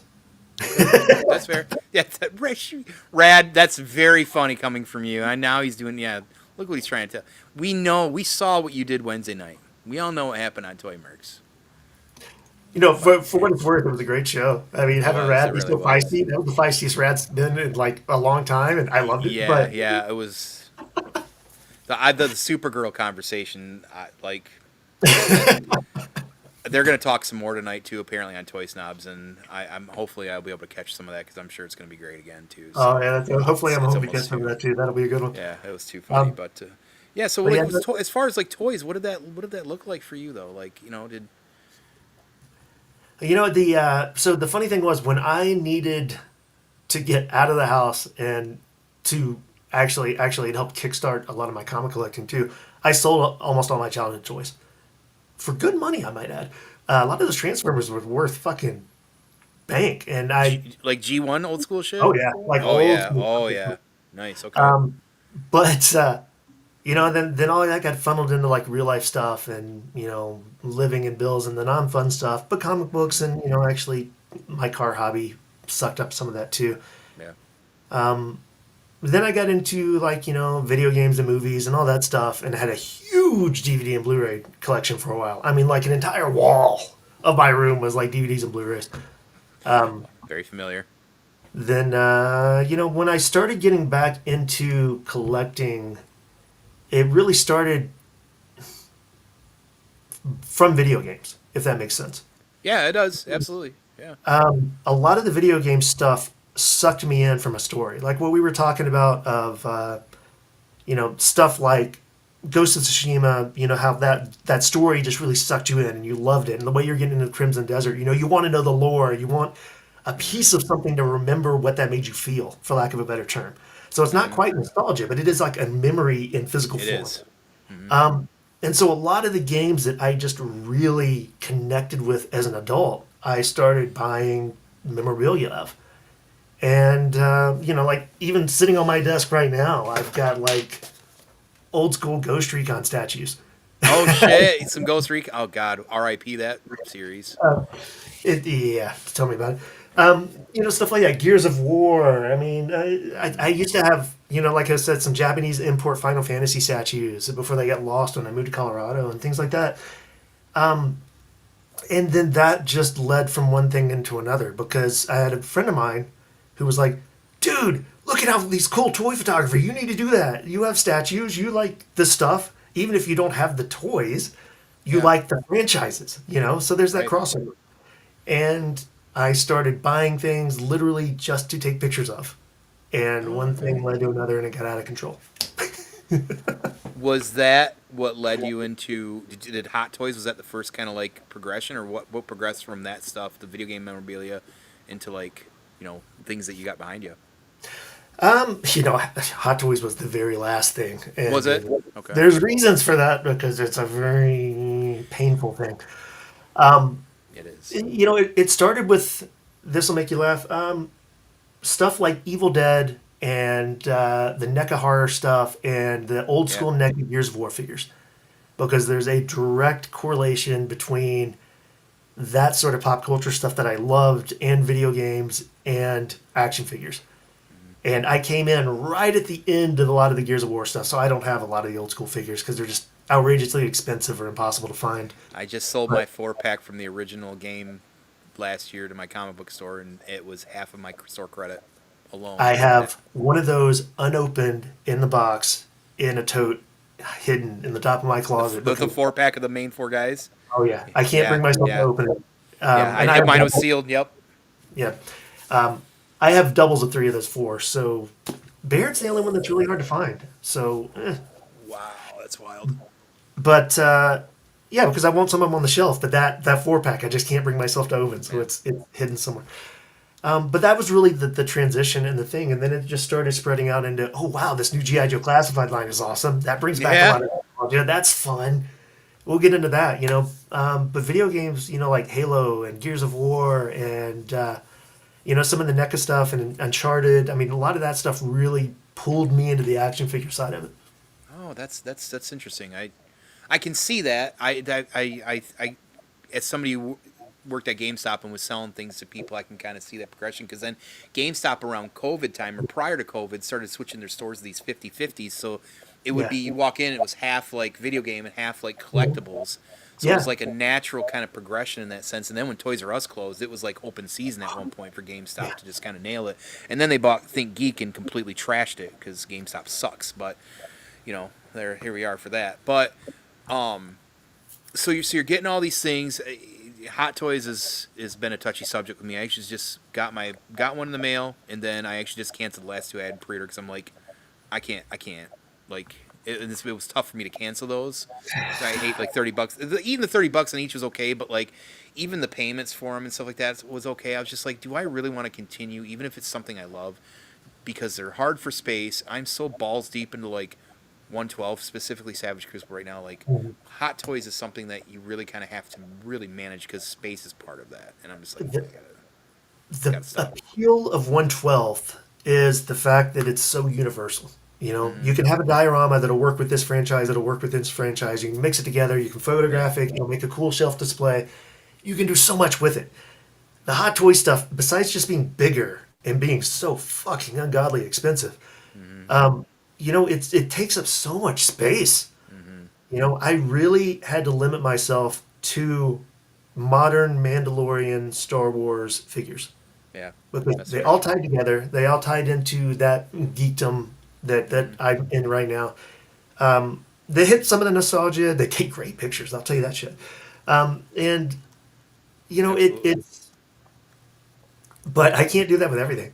I'd love to get some of the Marvel stuff, man, but I have not let myself go down that path. Yeah. A, I don't know where the hell I would put it, and B, fuck, I'd have to get a second job just to buy paper. My Spider-Man 2 Venom is still not in a case because he's too big for it. I haven't decided how I'm gonna do it, but I had to have him. But so I know what you mean. Where did so the photography for get my words out. Let me try that again. Photography for you, Typography. that was much more prior to all the collecting. Like, what made you kind of like evolve into going like, you know what, shit, this is what I kind of want to do. Maybe I'll just start taking photography of my stuff. Honestly, and this will make you laugh because it's so cliche at this point. COVID. It's fair. I was I mean, doing. I'm not going to say I was making a living at it, but I was making money doing semi-professional photography in real life, doing people on senior pictures and automotive photography. I've got you know internationally published, if that makes a difference. oh, I'm not shocked. Honestly, I believe that. And That's awesome. when COVID hit, it tanked everything. Nobody wanted to leave the house. Nobody wanted to meet in person. And it just really made me take a step back. And it's like, okay, I enjoy the photography from a creative point of view. Hmm. If I want to keep doing this while we're going through this fucking shit, how do I keep in practice and enjoy it without involving other people? Yeah. So the action figures and collectibles and all the photography that I could do with that was a cool way that I could do in my office at home without stress, without having to worry about all the stupid stuff going on in the outside world, and keep that up and really create the worlds and the scenes that I wanted to do. And in some ways, it's easier than dealing with real people because I don't have to worry about hurting anybody's feelings or dealing with what they want. I can do whatever the fuck I want. It's awesome. Yeah. I mean, I feel like, I mean, honestly, like that was not long after I had started game streaming. That's how I got in content bigger was because of COVID. So like, I totally makes sense. Okay. Um, what was the? See you later, Mudhorn. Appreciate you. See you Let's again. talk. We gotta get Mudhorn on here. I wanna chat with him. I wanna hear his Star Wars soon. I'll reach out to you. We'll figure it out. What was like the first thing you took a picture of in that kind of that realm? Oh man. Do you recall? A lot of it was the game collectibles because it was really before I had many action figures, before I had any real Hmm. action figures as an adult. So I'm trying to think what it was like. I had some Watch Dogs statues, the limited edition ones for the Oh yeah, game. I yeah, yeah, had, yeah. some Halo stuff, some Gears of War statues from some of those collectibles. A lot of the limited edition statues and game stuff is what really started that whole thing. Yeah. Because and then you got to the point, well, this is cool, but I can't change the pose, and Right. that's when the action figures started getting more appealing because then you're like, well, because this is cool, but it would be cooler if I can make him do this thing. Right. And Right. A little pelvis thrust or something. Yeah. yeah, Okay. so I need something that I can actually move around a Yeah. little bit. And Yeah. I'm horrible at posing. That's probably my weakest point of my photography. But at least the option's there if I get around to Right. it. Right. What was something that when you first started getting into that you learned right away? You were like, man, this is outside of like kind of what you just mentioned, but like maybe something that you could share that might like a piece of advice, maybe even like if somebody's just kind of getting into that photography realm, taking pictures of like figures or whatever that was there something that you were right away to like, oh, this is gonna have to be like this, or it's gonna be like this, or maybe you look back and say, hey, this is what I would share with somebody else trying to get into it. That's interesting question depending on your point of view. Hmm. And depending on why you want to do it. I would if you wanted me to try to narrow it down into some sort of form of advice, I would say actually think about what you're trying to do here and embrace it. Don't try to half-ass it. Don't do what other people are doing. Don't do what you think other people want to see because you're never going to win the algorithm, man. Not everybody's Right. fit out to be an influencer.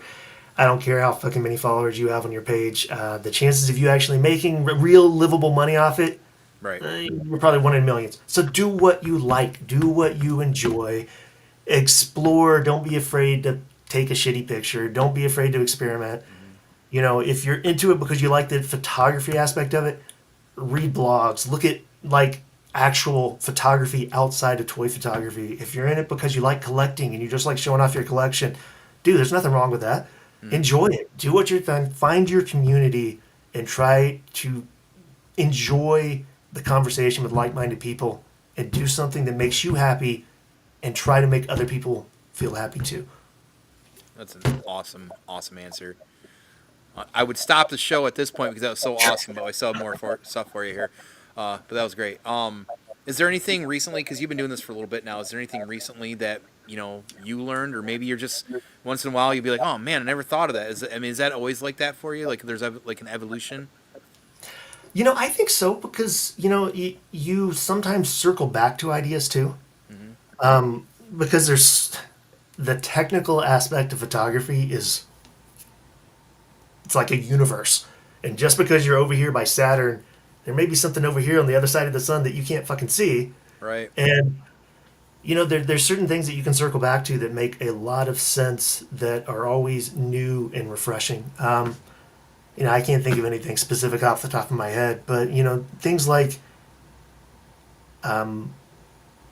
I go through trends, and it's kind of obvious if you go through my page and scroll through shit. Because like for a while, I was always doing that Rembrandt style corner lighting, and you had the visible God rays or whatever. And I kind of burned that out and overused it a little bit. So now I'm really into, and I've kind of always been, but really overusing the rim lights.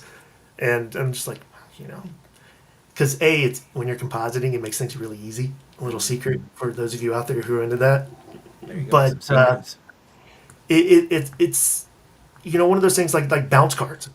In issue 4 of Legion's magazine, if you're into that, I will be doing an article on how to properly use a bounce card because it's something you kind of forget about when you've got a bunch of lights. And I'm, blessed enough to have a good collection of lights because I actually, used this and made money off it. So I've got probably more gear than a lot of people have. But a simple fucking piece of foam core can just raise a basic photo into something professional looking with Mm. very little effort. Damn. And Okay. most people either don't understand it, don't know how to use it, or think they have to have all this gear. Hmm. And you just don't. Okay. So some stuff like that is stuff I'm constantly reminding myself of, like, oh hey, I forgot I can blend this way in Photoshop, or hey, I forgot that if I use this sort of lighting technique or this angle, like I've also really been into doing more wide angle shots lately and really trying to crowd the frame and cropping closer. Well, I say that my last few shots have been very landscapey, but Yeah, I was gonna say, um, yeah, your Batman recently, right? It was pretty landscapey. yeah. Yeah.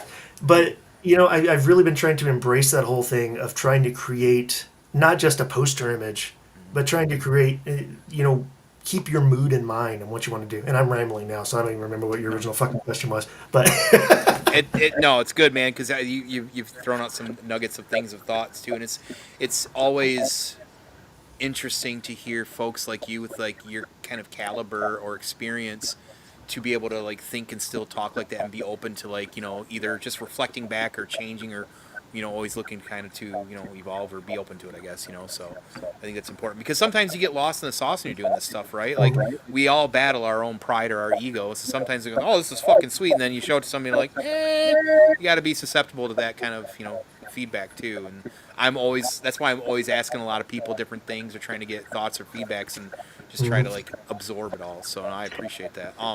You mentioned, of course, uh, photoshopping and things like that, and I know that you use that and you're very good at what you do there. Which is something still that I'm still learning, which is kind of editing photos and stuff, and not trying to go too overboard because I don't want to look like a cartoon necessarily either. But I know this is probably something to be careful to ask, and you don't have to go like however you want to go on it. But like, and you guys have kind of touched on it, but AI seems to be a big conversation these days in the community, and I'm very like I have very strong feelings on AI on certain things as a whole, and then sometimes there's just these little areas of it where it's like I can kind of make sense a little bit here, but you know, where do you feel on AI in general when it comes to the photography aspect of it?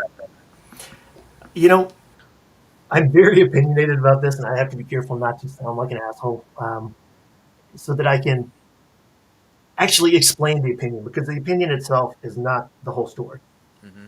Because just like anything else, it all comes down to how you use it. You know, Hmm. if you so it's like intent. If you're in a conversation and I say, "Tone, you're a dick," Hmm. you know, Meh. it's all about intent and context.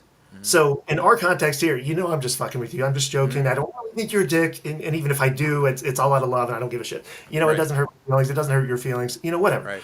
So it's all about intent and context. So a it's a tool, and if you use it as a tool to supplement what you're doing and grow your skills and actually do something with it instead of relying on it, Yeah. I think the technology is interesting. I don't have a problem with it. Like in Photoshop, if I want to take 30 minutes to do it, I can clone a background or take another stock photo and slap it into a shot to blend it together and not touch AI at all. If I'm in a hurry or it's just not my intent because I'm focusing on the lighting or the emotional aspect of the image, I may use generative fill. That's technically AI. You know, are you going to give me shit for that?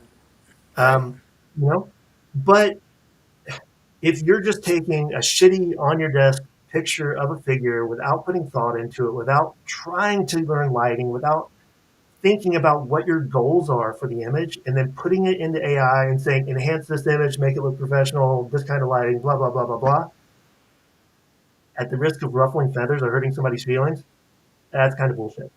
Hmm. Um, yes, you can create some cool images. Yes, I've been fooled. I will admit you can do some beautiful stuff with AI. Right. I will, I'm all on board with that. It's really getting to the point where it's almost seamless. It's almost professional quality. You look too close, you can still see some flaws. If you know what to look for and you take the time to look, you can still see it. But it's not skill, you know? Hmm. That's like hiring somebody else to take a picture for you. You may have the idea in your head, Hmm. but it's not what you're doing. You're not the one doing the work. So if you want to pretend you're an art director and you want to pretend that you're making this big fucking thing and AI is your team or whatever, who am I to judge past a certain point? But if you want to present it as your creativity and present it as original work, fuck you. I'm sorry. Like I said, I'm going to hurt somebody's feelings. I'm going to ruffle some feathers here.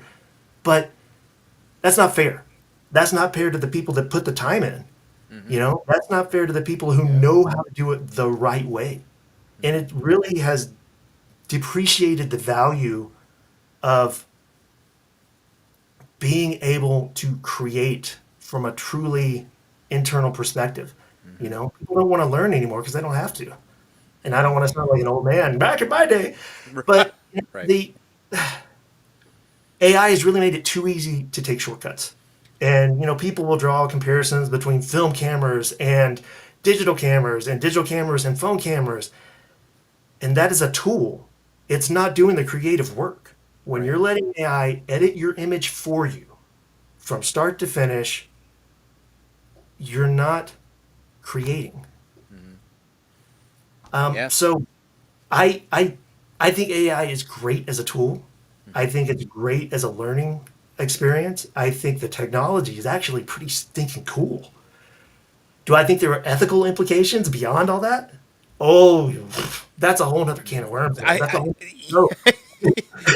I would say like when it comes to AI in general, I always say like, listen, I grew up watching the Terminators, so I already know where it's going, right? So that's first and foremost. But I think there is so many layered conversations of AI, and to the point where you can get very existential with it.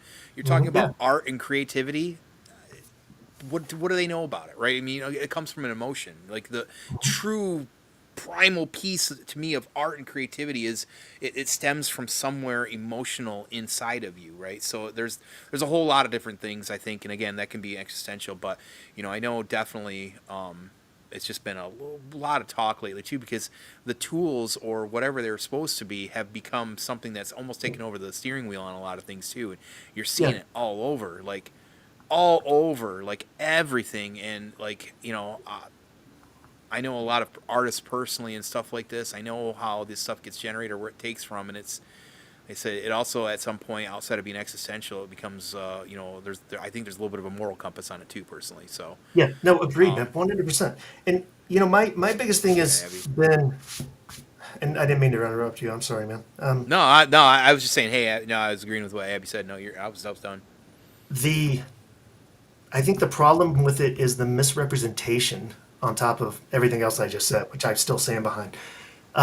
Because people are not being honest about it. If you're going to use AI, go for it, man. If that's what you want to do, don't let me discourage you. But don't try to pass it off as your art because that's not fair to real artists. Mm-hmm. So, because I've used AI backgrounds. I Mm-hmm. mean, sometimes you can't find a stock photo. Sometimes I can't take a photo. If possible, I'll take my own background photos. Yeah. But that's not possible realistically. And so to create some of the stuff in my head, I have to rely on other things. Mm-hmm. And do I wish there were other ways around it? Yeah, of course. But and maybe I'm justifying here. Maybe I'm being defensive, and saying, well, I did this, so it's not that bad, right? I can admit that. But, it's all about presentation. I can admit when I do it. I have more respect for people who say, hey, this is an AI image. It is what it is. Here was my idea. That at least I can have some respect for. Mm-hmm. But don't try to pass it off as something it's not. Right. Be honest about it. I think that's fair. I think it's very fair. I do. I appreciate you kind of diving into that. I know that's a touchy for a lot of folks, and I think there's a lot of good reasons. I think it's good for open dialogue on it, and I think it's good for all sides or whoever needs to hear this, that, or the other on it. So, I think Sometimes I that, just don't know when to keep my mouth shut. and that's fine too. I think that's that's perfectly fine. But we will at very least say, so is AI a bigger pet peeve than high contrast, or is high contrast a bigger pet peeve? I would say obvious AI is definitely a bigger pet peeve. Okay, fair enough. Fair enough. High contrast, I think, has its place and Mm-hmm. stylistically can be done. And when it's Yes. done well, it's awesome. Mm-hmm. And I think it's a stylistic choice. And as long as you don't overdo it, Mm-hmm. it's great. Right. Right. I've heard feathers get ruffled with some high contrasts a couple times. Uh, so I do want to kind of bring up something that's kind of off topic. I don't know, maybe it's kind of on topic, but we talked about motorcycles. You've talked about cars a lot as well too, and I assume that probably for work you're not. Do you work remotely or do you have to get to work? Nah, I have to go to work You go. now. Okay. Back Okay. before I had a team, I could work, Okay. from home, but now I have to manage people, so I got to go. Gotcha. Gotcha. So I've heard some questionable things about driving though. Wrecking your car by turning into a center divider. Can you Oh, elaborate? Can you? dude. Is there any way you can elaborate on that? You weren't hurt. Dude. You weren't hurt though, right? Um, so, the whole weird thing about this whole thing is that when you put big concrete center dividers in the middle of a 5-lane highway Mm-hmm. with a town that likes big, giant, jacked up pickup trucks with off road lights that are technically illegal but nobody enforces, sometimes you can't see things you really should be watching out for at night. Oh shit. And the wonderful thing about the laws here is they have this thing called careless driving. And one of the very specific things that they call out in careless driving under that citation definition is hitting a curb. So even though I have dash camera footage showing this big giant truck with blinding illegal lights, because I hit the curb, I was the one who got a ticket for it. Oh. And yes, it screwed up the car. Oh man. Man. Was it fixable at least? No, That it was like that. it ripped a wheel. It tacoed a wheel, which was impressive, and ripped part of the subframe off. Yeah, that's not So fixable. it was toast. That's not six. Yep. Yep. high contrast hate is more. Is it more? I just heard it come up a couple times. Dead Man on the show in the past. So, and I always thought that he liked to teed off on it too. So, I do think that there are times when people do it because they don't know better. right. But you got to learn, and if that's where your starting point is to learn to get better, it is what it is. You learn, you grow, but stylistically, it is a stylistic choice, and if you're doing it well, it can be done well. Hmm. But if it's the only thing you know how to do, and that's the reason you got to do it, hey, we all got to start somewhere. But be honest with yourself and try to break outside those boundaries sometimes. Now, I'm Yeah. preaching a little bit, and I'm sorry, but we all get That's stuck in a fine. rut. Yes. Absolutely. Absolutely. Ever since, and I didn't really use a lot of high contrast anyway, and I'm still like over here like baby bird, still trying to learn everything from everybody in the community when it comes to everything that I do. So uh, I didn't use a lot of high contrast anyways, but I know that when I for sure heard you guys one time months ago tee off on high contrast, I took that as a mental note. No high contrast tone, no high contrast. I can't have Dead Man and Ronin coming after me. So I've taken that to heart. But speaking of which, though, I of course we got to kind of really talk on it at this point. I do want to talk ToyMercs and Legion's Mag here. So, um, how did you get involved in ToyMercs, and how long have you been involved? Oh man. So let's answer the how long question first because it's easier. Sure. Yeah. I guess it's been about almost a year now, or just over a Okay. year now, one or the other. And it was actually pretty accidental. I was in on some of the on the ToyMerc chat. I was collabing with the page. I was on Skeletons Collectibles a couple of times, Hmm. and was getting to know those guys and hanging out with them a little bit and doing some shows and talking to them outside of things, and that started the association. And during a giveaway on one of the shows, I gave away an art book I did, and Oh, I've heard this. you The know art the book. I've heard about the art book. I mean, sorry. yeah, and it kind of started a ball rolling accidentally because it was something I hadn't thought about in a while, and people were really cool about it. Out of all of my weird random hobbies and all the shit that I do, the toy community has honestly been some of the most genuinely supportive people out of anything else I've done. And it's Preach part of that all what's day. real, you know? And it started with the reception of that art book and the fact that people thought it was so cool. And it really made me feel really good about it.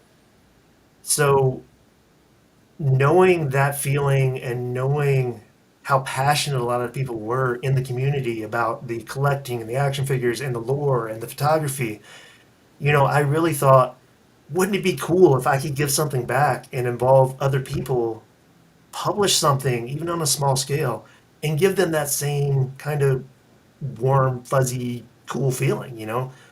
Um, and that was the start of it. And then I started talking to Deadman about it, and I'm like, I didn't know him really well at the time, and we've gotten to become pretty good friends since. But at the time, I was like, "Hey, dude, you run ToyMercs, and I really admire what you're doing here.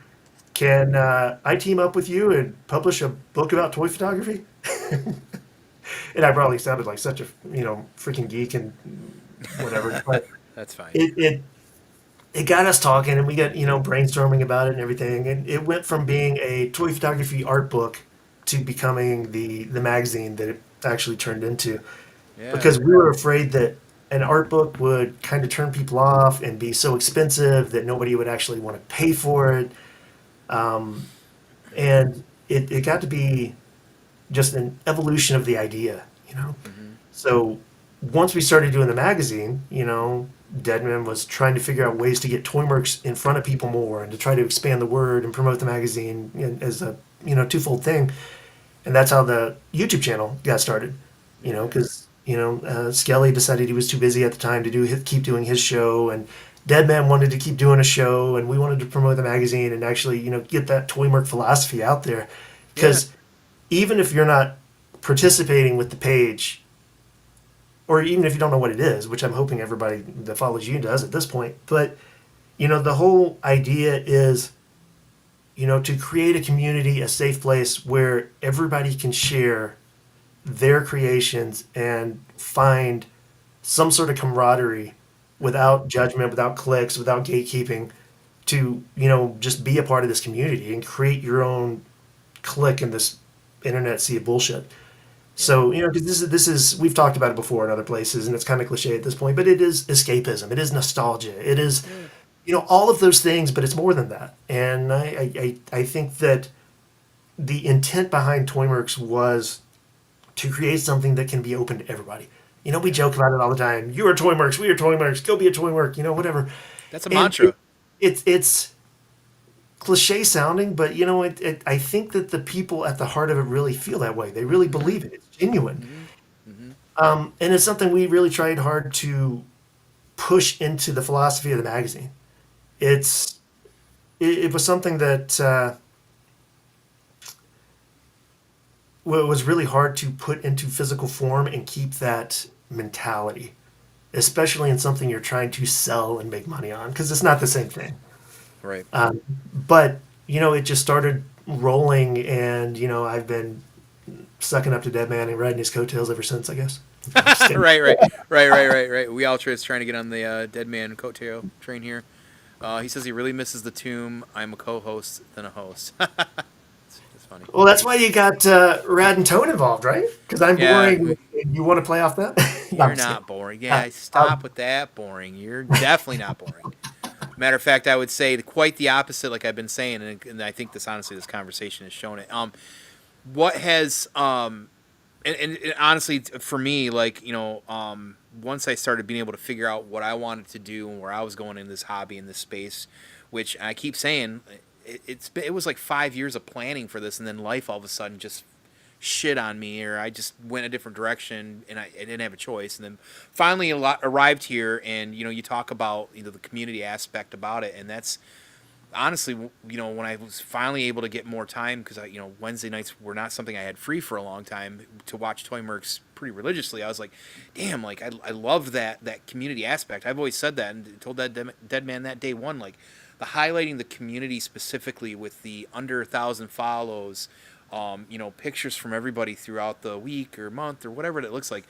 That was like, to me, and that, especially the way you just like talked about that, and that genuine piece of it was such a draw to me, because those are the communities that you want to be involved in, right? The ones that want to that I'm not worried about the me, I'm worried about the us. And you do say it's cliche about the we're all mercs, but I think that's sometimes you need something that just basic, right, to resonate. And it does. I think it resonates with people, and I think that's why your Instagram's massive, for one. When it comes to a following, we're just trying to get that over here into the YouTube. People, if you're watching this, get to the YouTube for Wednesday nights. It's a good time, I promise, because you could be featured, right? So I know, I really appreciate that you seem kind of passionate about that too. I think that's important, because it does feel really real. I don't want to come across as ingenuine or like I'm putting on an act or anything, and I'm always conscientious of that, because I think a lot of people talk the talk but don't walk the walk, and I Yeah. don't want to be one of those people. Right. And I got lucky and kind of tripped and fell into this. Mm-hmm. To be Yeah. honest, with you. This was not a plan. This was not anything that I said one day I'm going to be a co-host on a YouTube show. Right. Right. We were talking before the show, and it still, to a certain degree, terrifies me every time I'm on camera and in front of a crowd like this. And it's it really came from that genuine thing of wanting to interact with people and wanting to try to create that community. And I got lucky to come meet some cool people like you and Deadman, and that really have good intentions and good hearts. And it's been a good time. Notice how he didn't say red. Is All Rad still here? right. No, no, I appreciate that. That's how I feel too. Like I just all of a sudden just kind of tripped a little bit involved, and because I'm obnoxious half the time and just like to clown a lot. But I also feel like that's why I resonate with a lot of people in the toy community, because honestly, it's a lot of like us who are just looking for people that enjoy the things that we enjoy and have kind of either the same sense of humor, like the fun, and this escapism. And I think that's why I've personally enjoyed getting to resonate with so many people in the toy community. Period. And that's been a lot of fun, and I appreciate to be able to have a little bit of a ability to kind of tip my toe into it. So um, 100% before we agree. kind of I want to say, Rad is awesome. Rad deserves. oh yeah, Rad's We were great guy. We were talking about how this started in the beginning of it, so I didn't Yeah. include him because he wasn't there at first. It was literally just me and Deadman who started the channel at first. Um, exactly, man. Give us the Open. fucking syrup. Give us the damn syrup, buddy. But no, it's been a lot of fun, and I think really Brad really opened up some of the camaraderie and actual back and forth on the show because Hmm. between my nervousness and kind of deadpan sense of humor and Hmm. Deadman saying he feels more comfortable and is a better co-host, having you and Rad on the show, I think really lets our more passive personalities give us something to play off of, and it makes the Yeah. show a lot more fun. I, I, Yeah. I think having you and Rad there is awesome, and I appreciate both you guys. No, I Seriously. appreciate And that. so it's been a good time. I appreciate But that. yes, we do need more maple syrup. We do need more maple syrup. Before we steer it, one last question before I get you through the let's set the tone questions here. Just any updates on when the next issue's coming, or should I not ask that question? No, no, it's all good, man. So around Christmas, I think the holidays kind of took some of the wind out of our sails more than we thought it would, and Hmm. slowed us down, and we got a little behind. Both Deadman and I, who've been doing pretty much the majority of all the work, Hmm. and I personally took kind of a little bit of a step back from it to kind of re-examine how we were going to get some of the content, Yeah. and that's the reason we opened up submissions on the website. And we started reaching out a little more to try to put feelers out to try to get outside of our circle of friends. Hmm. So that's part of what the delay is. Then life kind of gets in the way, Yeah. It unfortunately. does. It does. It So does. 4 is in layout.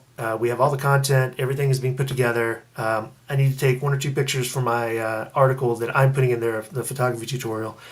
But besides that, all the content is ready. It's going forward. It is happening. We're already Cool. planning and looking for content for issue 5. Cool. So, for anybody who's actually interested, I do apologize for the delay. Please, you know, stay around, stick around.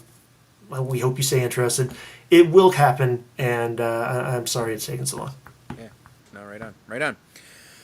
Well, I'm gonna run you through these questions here and get you back to your day. So, I promise these are the fun ones. These are You the know, I'm not painful ones. gonna. What are you talking about? You think so? Oh, okay, okay, maybe. So here's the first one. Then I do want to know what was your favorite specific toy growing up as a kid. Ooh, Snake Eyes. Okay. The OG Snake Eyes figure. Oh, Snake Eyes, man. Okay. Took me forever to get one. Timber, man. It was just that iconic. Well, maybe Luke, but actual toy Snake Eyes. Okay. Yeah. Right on. Okay. Good. I never had a Snake Eyes personally. That is one Joe figure I always wanted and I never had a Snake Eyes. So someday I'll make up for it. Hard to find, man. Yeah. Back in the Uh, day, yeah. Now it's like, well, they got how many different variants probably of them out too. I could start somewhere, right? right? I know we talked a lot about music, but I do want to ask this specifically because I know music seems to be pretty important to you. If possible, whether an artist or a band, name one of them that defines you. Not just you enjoy, but something that like Hmm. this really represents who you are. It's a tough one, I feel like. That is very tough, man. I bounce around between so much stuff, and sometimes it's hard to keep what's really in place as actual definition. Hmm. Um, dude, so that's actually a much harder question than it sounds like. I know. So so let's how about this? To get slightly philosophical about it and to kind of pull it back into something that I still really enjoy at different times for different regions. Pitch shifter. If you know who pitch shifter is, Hmm. they started out as old school British industrial metal, Hmm. like almost industrial noise metal, and then went from that to electronica, and then some of their later stuff's a little pop, which got a little annoying. But they evolved as I evolved in my life, Okay. and so they kept pace with it to a certain point of what was important to me and how I felt as a person, and you know, most of it is still good. A lot of bands like Rollins, you really appreciate at the time. You may go back to one or two songs, but his Right. entire catalog, I love Rollins. Don't get me wrong. I Fair enough. literally, he is an amazing person. And I love his spoken word and respect his musical catalog. But there's only one or two songs I go back and listen to. Let's be honest. Okay. And if you wanted me to actually pick something, I would probably say Pitch Shifter because even though I don't listen to it a lot recently, it still resonates. And a lot of the stuff, even the older catalog, I'll go back into and listen to sometimes just Okay. because it still fits. I've got two bands now that you've said today that I've just written down to make sure I go back on Spotify and explore. Explore. I love exploring music, so that's there's always a little bit of a layer of me trying to get something out of it too, and usually it comes from music. So that's good. Uh, No, let, that's me, a good answer. let me know what you think. And if you need any recommendations, let me know. Perfect. Perfect. I will. Um, and I don't know. You kind of mentioned back and forth a little bit about maybe reading. It seemed like comics was more of a thing to you, so you can also have this be that answer. But what is the favorite book you have ever read?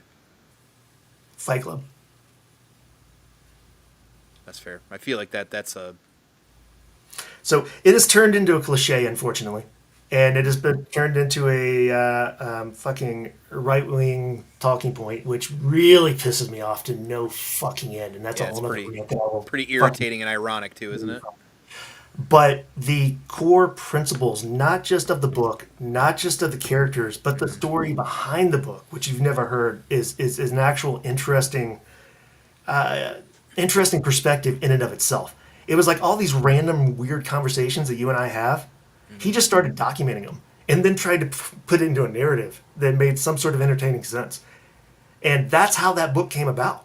That's All these crazy. weird late night 2 a.m. coffee shop conversations with friends and other writers he knew and other things, just the randomness of it.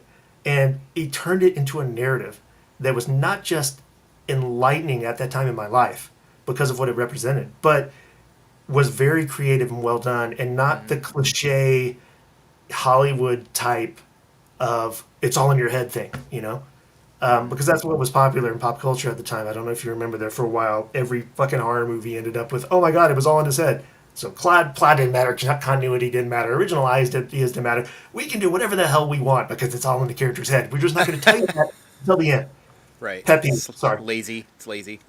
But Fight Club has evolved into something that I don't agree with, that I don't like, both with the follow up books and with the writer's actual opinion of it is unfortunate, and all of the right wing propaganda circling around it right now. It's disappointing, but Mm-hmm. not to get into politics. The original book is still one of my favorite books to this day. That pops up if you ask me what one of my favorite things ever I've read. Okay. Oh, that's good. The original Dragonlance saga was actually really good back in the day too. Yeah. Yeah. What was the wizard's name? Oh, I don't even remember. There was that. Yeah, that main wizard. I got a buddy who named his son that wizard because he's such a big fan. Um, Nice. yeah, because that one crazy wizard in Drake. Yeah, whatever. Yeah, good books. What is a controversial hot take you have? It could be anything. It could be silly. It could be pop culture. But it's something you're self-aware. You know it's ridiculous potentially as well too. You're just gonna die on that hill no matter how much of a minority you are with this hot take. You mean besides the avocado thing? Um, Yeah, yeah. That's. I can um, understand that one though. But yeah. Honestly, Hmm. the hill that I will fucking die on. Oh, don't you? Oh, dude, I will. Um, Alternate universe, multiverse, time travel shit is lazy writing and bullshit, and I fucking hate it. And I will die on that hill for the rest of my life. This And is can't what are you fuck up. talking the thing? What'd you say? Anything Oh, alternate anything. Oh my god, I universe. thought you were. I'm sorry. I apologize. I was about ready to go crazy. I thought you said the John Oh Carpenter's no the no no thing. no, not You John said Carpenter. Oh, anything. Oh god. anything alternate universe, multiverse, time travel bullshit is 99% lazy writing, cliche, and dumb, in my opinion, and I will Okay. die on that fucking hill. Okay. That's fair. Okay. I Yeah, stopped. I think that's fair. I stopped enjoying Marvel movies after Infinity War. Okay. I don't think you're alone in that. There's a few in there I really like. I'm the rarity. I love Multiverse of Madness because I love Sam Raimi and I don't know. I love that film. I do enjoy Sam Raimi, and I do enjoy parts of I some of the just other can't help movies. it. I'm not saying the movies themselves aren't enjoyable, but Yeah. it just doesn't reach the height of some of the other stuff because of that element. Mhm. Mhm. I mean, I also think that like the Kane stuff being like trash didn't help either because it could have panned out, but I don't know. I mean, it was clearly better in the comics when they were doing the whole shit and bringing the incursions and all that stuff. I don't know how well clearly it translated on film, and I don't think it did. So never really did. Yeah, I didn't enjoy the comics at the time, and then it just seemed to get more Yeah. cliche that happened. Mm-hmm. So, Mm-hmm. Mm-hmm. and maybe that's why I don't enjoy it as much, is because I've already lived this once. Mm-hmm. Yeah. Jay's already he's ready to go. I know half-ass. He's not a big fan of the multiverse thing either. So, Sorry, um, Jay. right. So here's the last one. So last day on Earth. There, as always, there's an asteroid that's going to come crashing into Earth because once again, Bruce Willis and Ben Affleck didn't do their damn job. You have the ability to have one last meal, but it's 5 meal items. Don't have to be like a meal item inside, so it's like whatever you want, and then 2 beverages. I think that's a lot. It's the last day on Earth for nothing, right? I think it's a great Trying to idea. eat all at once, I mean, that could end up being just like a miserable amount of food. I want to die happy. I don't want to die bloating and vomiting. I don't know. I'd rather be dying shitting myself than anything. I think at that point, personally, but So, oh shit. So 2 beverages. yeah. You want to start with Um, beverages first? No. yeah, I'll start with beverages first because you got to think if you're going to think of it like this, you got to think of it as a meal, right? Mm-hmm. So we're You going to can. start with courses. So we're going to plan this out and we're going to do this right. Okay. Fuck yeah. Let's go. So you start with, um, well, shit. Now I just lost my train of thought. This is going to sound stupid. I just led up to this big climatic moment. I And I know. What the thought, fuck? oh shit. Um, so I Courses. would say, dude, I don't really have a favorite beverage. I mean, that's just not really me. That's actually hard. So we'll start with a nice fruit boba tea. Okay. Boba. I enjoy it. I Yeah. like it. It's hard to find good boba because they either overcook the fucking tapioca or it's Mm-hmm. so milky that it's gross. Okay. So it's really good and not that popping boba shit, which is good. I won't, but not for this. This has to Okay. be perfect. If we're talking last meal, last day It's on got to Earth, be perfect. Yep. it's got to be perfect. Then we'll lead into a nice appetizer of something strange like fried pickles Okay. because why the fuck not? Right. And Right. it's weird, it's interesting, it's not something you get very often in your life. And Mm-hmm. why not start that last meal And off with it's that? never sounds appealing to me. And then I eat them, and I'm like, okay, this is not bad. Every time I've had them a million times, and I'm like, I don't want them for an appetizer. And then I get them, like, it's not so bad. That's the way I look at it. Then I think you have to lead into, because it's a natural progression here of just shit that's bad for you, right? Mm-hmm. Tempura shrimp or Ooh, yeah. prawns. Yeah. Some nicely done Japanese style, fresh Yes. griddled tempura prawns. Mm. Awesome. You could throw some tempura vegetables on there too, but Okay. that counts as one thing. Absolutely. 100%. Then, if I'm being truly gluttonous, a nice fillet Okay. with all the stereotypical sides, man. Mm-hmm. Um,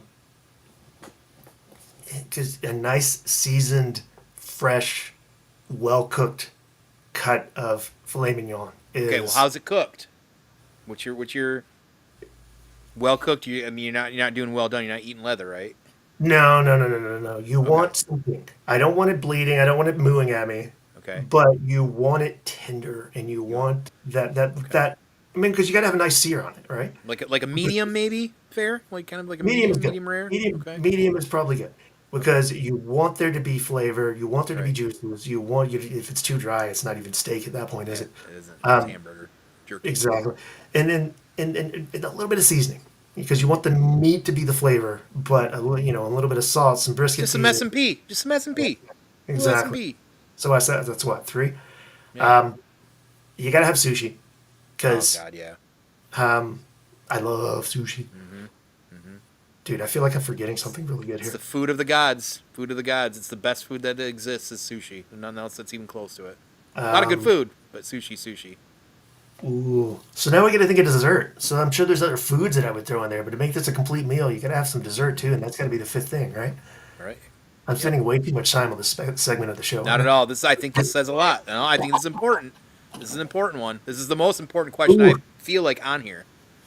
Oh man. See, dessert's one of those things that I just have to be in the mood for, and Hmm. it really depends on what it is. We'll say a nice frozen version of tiramisu with some really expensive espresso and like 95% fucking Swiss dark chocolate ground up over the top of it. So you got almost like an ice cream layer. You got the little fingers. You got the cream, which, you put a little bit of chai flavoring in that too. Dude, You it's a are nice, satisfying speaking ending. my language. That tiramisu. It's And, literally one of the best desserts ever. Period. and then to pull in my second beverage with Hmm. the tiramisu, you have to have the best cup of finely ground espresso You're that gonna you say can it. possibly find. There you go. You're gonna say it. There you go. So, coffee Beautiful. and That was beautiful. That was beautiful. That was very romantic, by the way, too. Just want you to know yeah, we that. started So losing viewers because of that. Sorry. no, no, that was beautiful, man. I was hoping you're gonna say something like tiramisu as well. So I had a feeling it was going there. So I was going either. I thought maybe you were gonna say maybe a cheesecake or a tiramisu. I thought I was gonna go either way. So, but fair enough. Awesome. Well, that's it. That's all the big stuff here. So I appreciate first of all, of course, you taking the time to do this. I know it's a lengthy, it's a big chunk of time every time I do these with folks, but I really do enjoy having these conversations, and I was really looking forward, of course, to chatting with you because I feel like we just gotten to know each other a little bit on ToyMercs, have some fun, but I haven't really got to know Ronan, and so now I feel like now I know you much better, and everybody else as well too. So you're definitely far from boring. Clearly, you're way far from boring. But I want to make sure that I also thank you for allowing me to be part of Mercs. It's been really fun to be able to do that on Wednesdays. I didn't expect ever to get an invite to be on like that. Just once in a while to clown around. I have such a great time doing that, and you're very patient with my bullshit. So I thank you for that as well. But also as an artist and the photography you do, it's very inspiring. I always get hype when you post something. Because again, I always come back to the music too. Your music selection is always really on point with it, even if it's not something I'm overly familiar with. But I think I would say the last thing that I really appreciate about you and I find great and why it's a good mix on ToyMercs for me right now is that you come sometimes with this sharp, silent blade, and you get these sneaky jabs any one of us three out of nowhere, and it's to the point where it's like show stopping. Like, God damn, he just fucking shanked us really good on that. I'm like, did anybody else catch that? Like, Ronan was holding that for a minute and stuff like that, and I think that's a really good mix of chemistry and rapport there. So, but overall, I mean, of course, you work with the Legions mag and everything, man. Like, it's just such a honor to be able to get some time to spend with you and do these things. So, thank you, appreciate you being on. Thank you, thank you, thank you. So, No, man, yeah, I really appreciate it. This is a lot of fun, and I always get nervous and talk myself out of this stuff a lot of the time. And back to your point, having you and Brad both on the show is a lot of fun and has really, I think, livened it up a little bit because I think Devin and I get in our own heads and we have a little more passive personalities anyway. And mm-hmm.